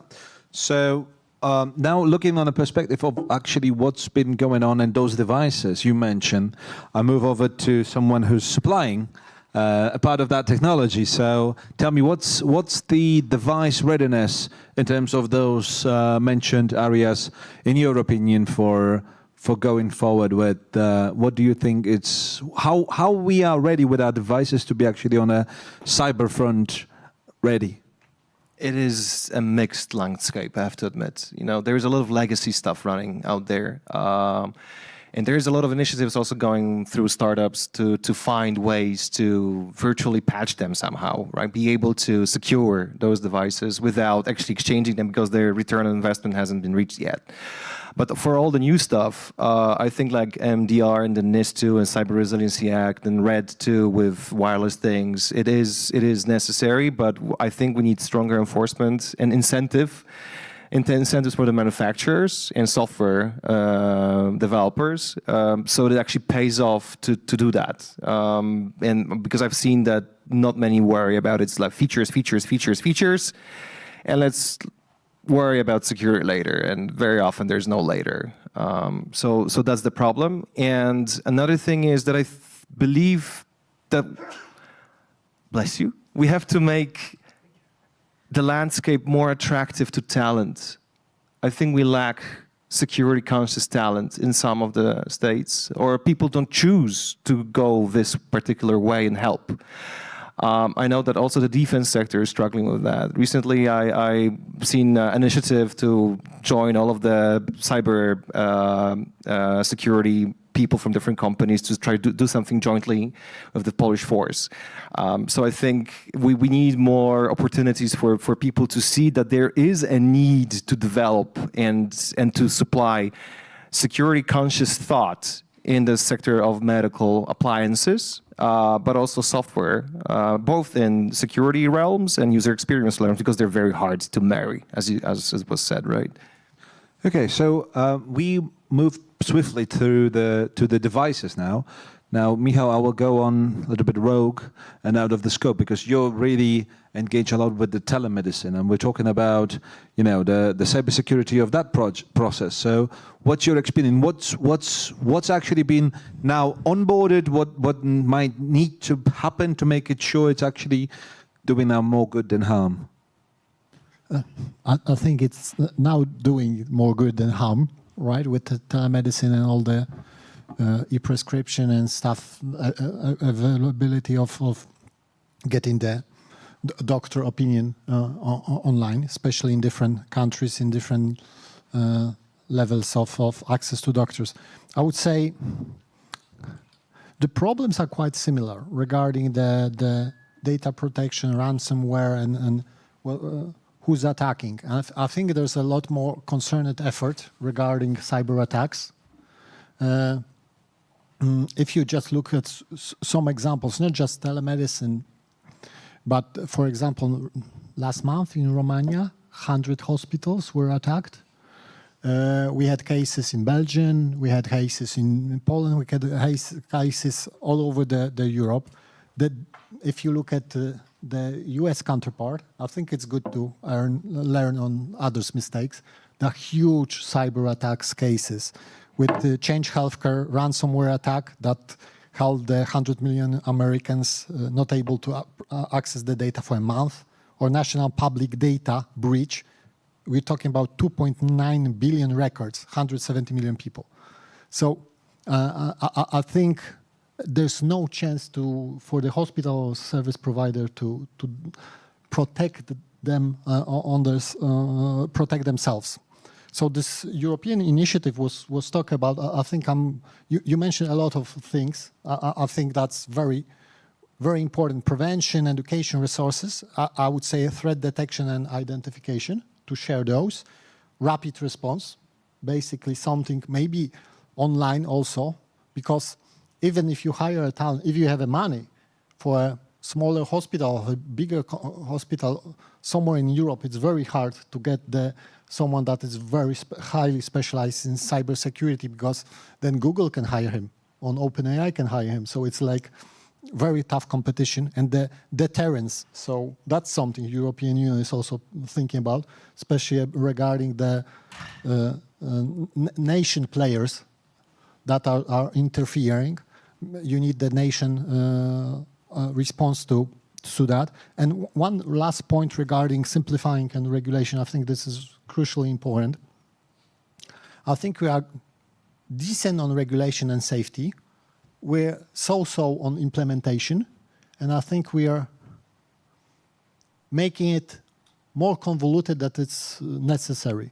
I think we're adding and adding and adding and adding, and there's a bandwidth on the people actually on the receiving end, right? So it's like 70% of time spent on regulatory for the doctors or for the administration of the hospital is way too much. So I think we need to, I have no idea what's the regulation or what's the idea, what's the practical way, but we need to tackle that, because if we don't, we will just be adding additional regulation that someone needs to read, have part of the day to think about it, and then implement it. It's like, how many of those can you suffer before you stop doing anything? So that's, I think, a huge challenge for Europe. Automatize that.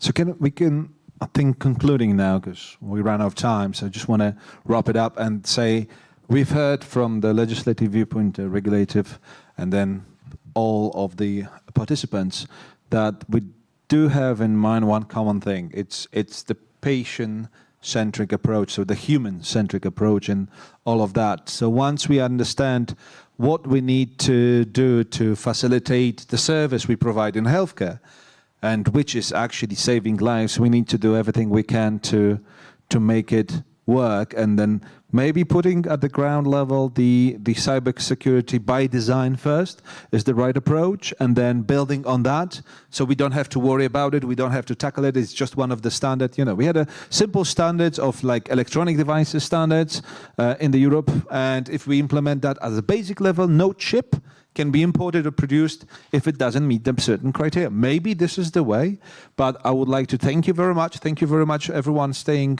with us online and here, you who gathered here. So it was really my pleasure to do this panel for you, and thank you for that.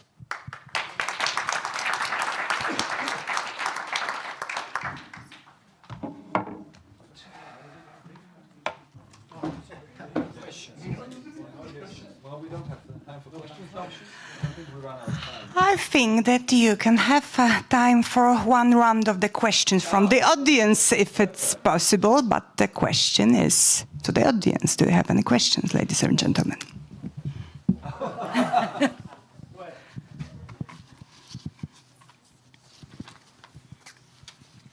I wanted to ask Dimitra if I can record you that the medical devices are the issue for cybersecurity.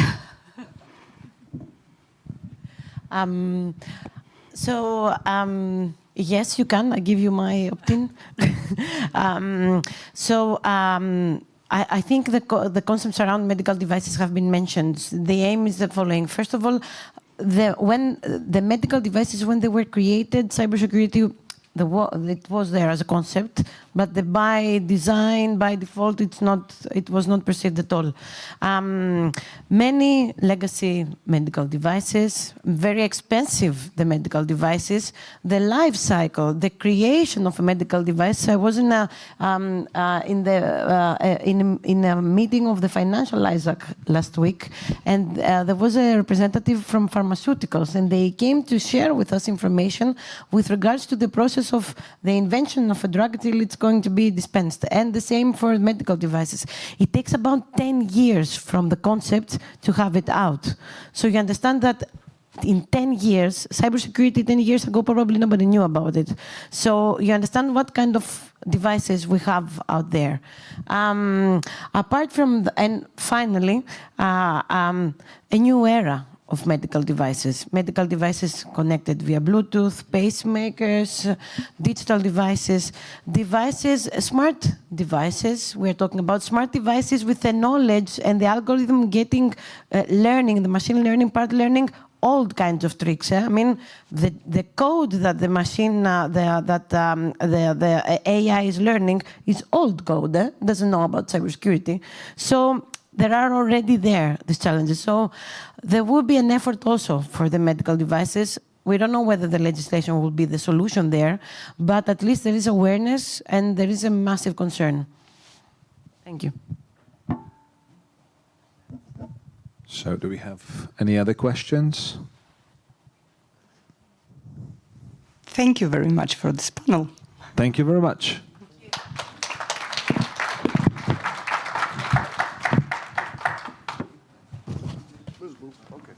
Ladies and gentlemen, thank you very much. Thank you very much for this panel, and thank you very much for being here and for being present here. And that's a little bit, and we need together a little bit more time just to wrap up and sum up our today's conference and all of 3 panels, which is not a very easy task for someone who is not professionally connected to the telemedicine, data protection, but I will try to go through the most important insights from all of these 3 panels. When it comes to the first panel about myhealth.eu and the discussion about the data, I think that the most important point is that as a result of COVID-19 pandemic, the last few years has been extremely challenging for all healthcare systems. But the pandemic also showed us how important it is to work together, especially at the European Union level. And it was said during that panel that thank you this great cooperation, not just internationally, but especially within the EU framework, with each country contributing their efforts, leadership and commitment to reach common healthcare goals was possible. And that's the case that we could see even after this first panel, that the collaboration result in some new legislation, even concerning the data protection, even concerning the European health data space as a kind of, I will say, evaluation from the very bad time for the entire healthcare system during the pandemic of COVID-19 into something which helps our patients to live better and to be safe, even when it comes to the data protection. When it comes to the second panel, very important, I would say it from the European Union perspective, extremely important from the regulatory perspective when we are talking about European health data space. It's not a new buzzword. It will change our lives. Secondly, we need to make that European health data space regulation and the implementation will be human-oriented, and the whole system should be as easy as navigate as possible. And this is the, I will say, the first dimension of EHDS, European Health Data Space implementation from the primary use perspective.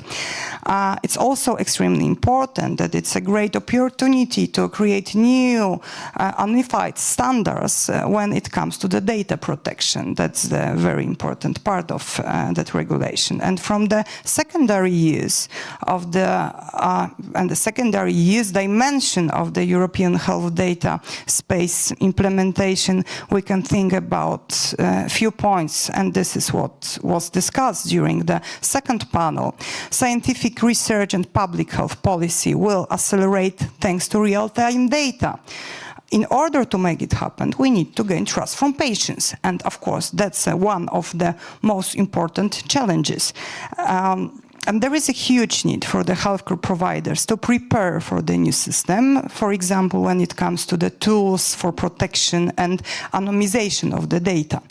And of course, a good communication about the European health data space is crucial. It's also extremely important about the communication about the data. It's also extremely important when it comes to the communication of the cybersecurity elements of the data protection. And the last panel, but not least, I think that most important point is that security is hard to sell. We trust our government, we don't trust the hackers, and that's the right approach. It's easier for attack to change the approach. We need common level of the cybersecurity, and we need to concentrate on needs besides the trust. The most important part is that more even from the cybersecurity, it's important to have the cyber resilience. That's the case. And the last but not least point from the last panel is that medical devices are the issue for the cybersecurity. Dear guests, that's my short summarizing of the all of these three panels. Right now, just ending this part of the conference, I would like, and I have the pleasure of inviting Mr. Grzegorz Borowiec, Deputy Director of the Department of eHealth at the Polish Ministry of Health, organizer of today's event, just to have a closing remarks. And Mr. Director, the floor is yours.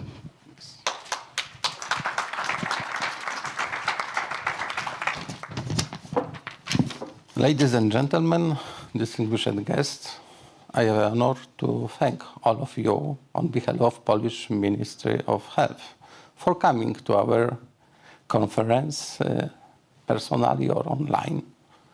First of all, I want to thank all the distinguished panelists and moderators. They are wonderful. They share with us many of views, experience and knowledge. They left us with many ideas which we could take to our organization. I would also like to express my deep appreciation to our friends from DG Sante. Thank you for the dedication and excellent cooperation with the Polish Presidency team. Moreover, I want to thank our colleagues from the Presidency trio, Denmark and Cyprus. Let me state our commitment to maintain continuity and promote future cooperation. We are ready to help you in time of your presidency, of course, after a short holiday. And the last but not least, I like to thank the presidency team from Department of eHealth. They were responsible for organization of the conference. Łukasz, Emilia, Marta and Marta, Krzysztof, Tomasz, thank you very much. It's of course not the end of discussion about the HDS, about cybersecurity. I suppose that this subject will stay with us forever because there is no end for the cybersecurity, and I hope there is no end for EHDS as well. Once again, thank you all immensely for coming, and wish you a wonderful stay in Warsaw. Thank you.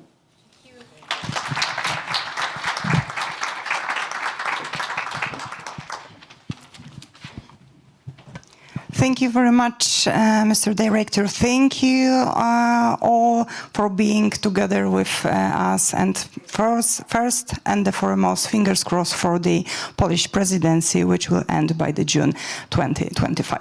Thank you so much.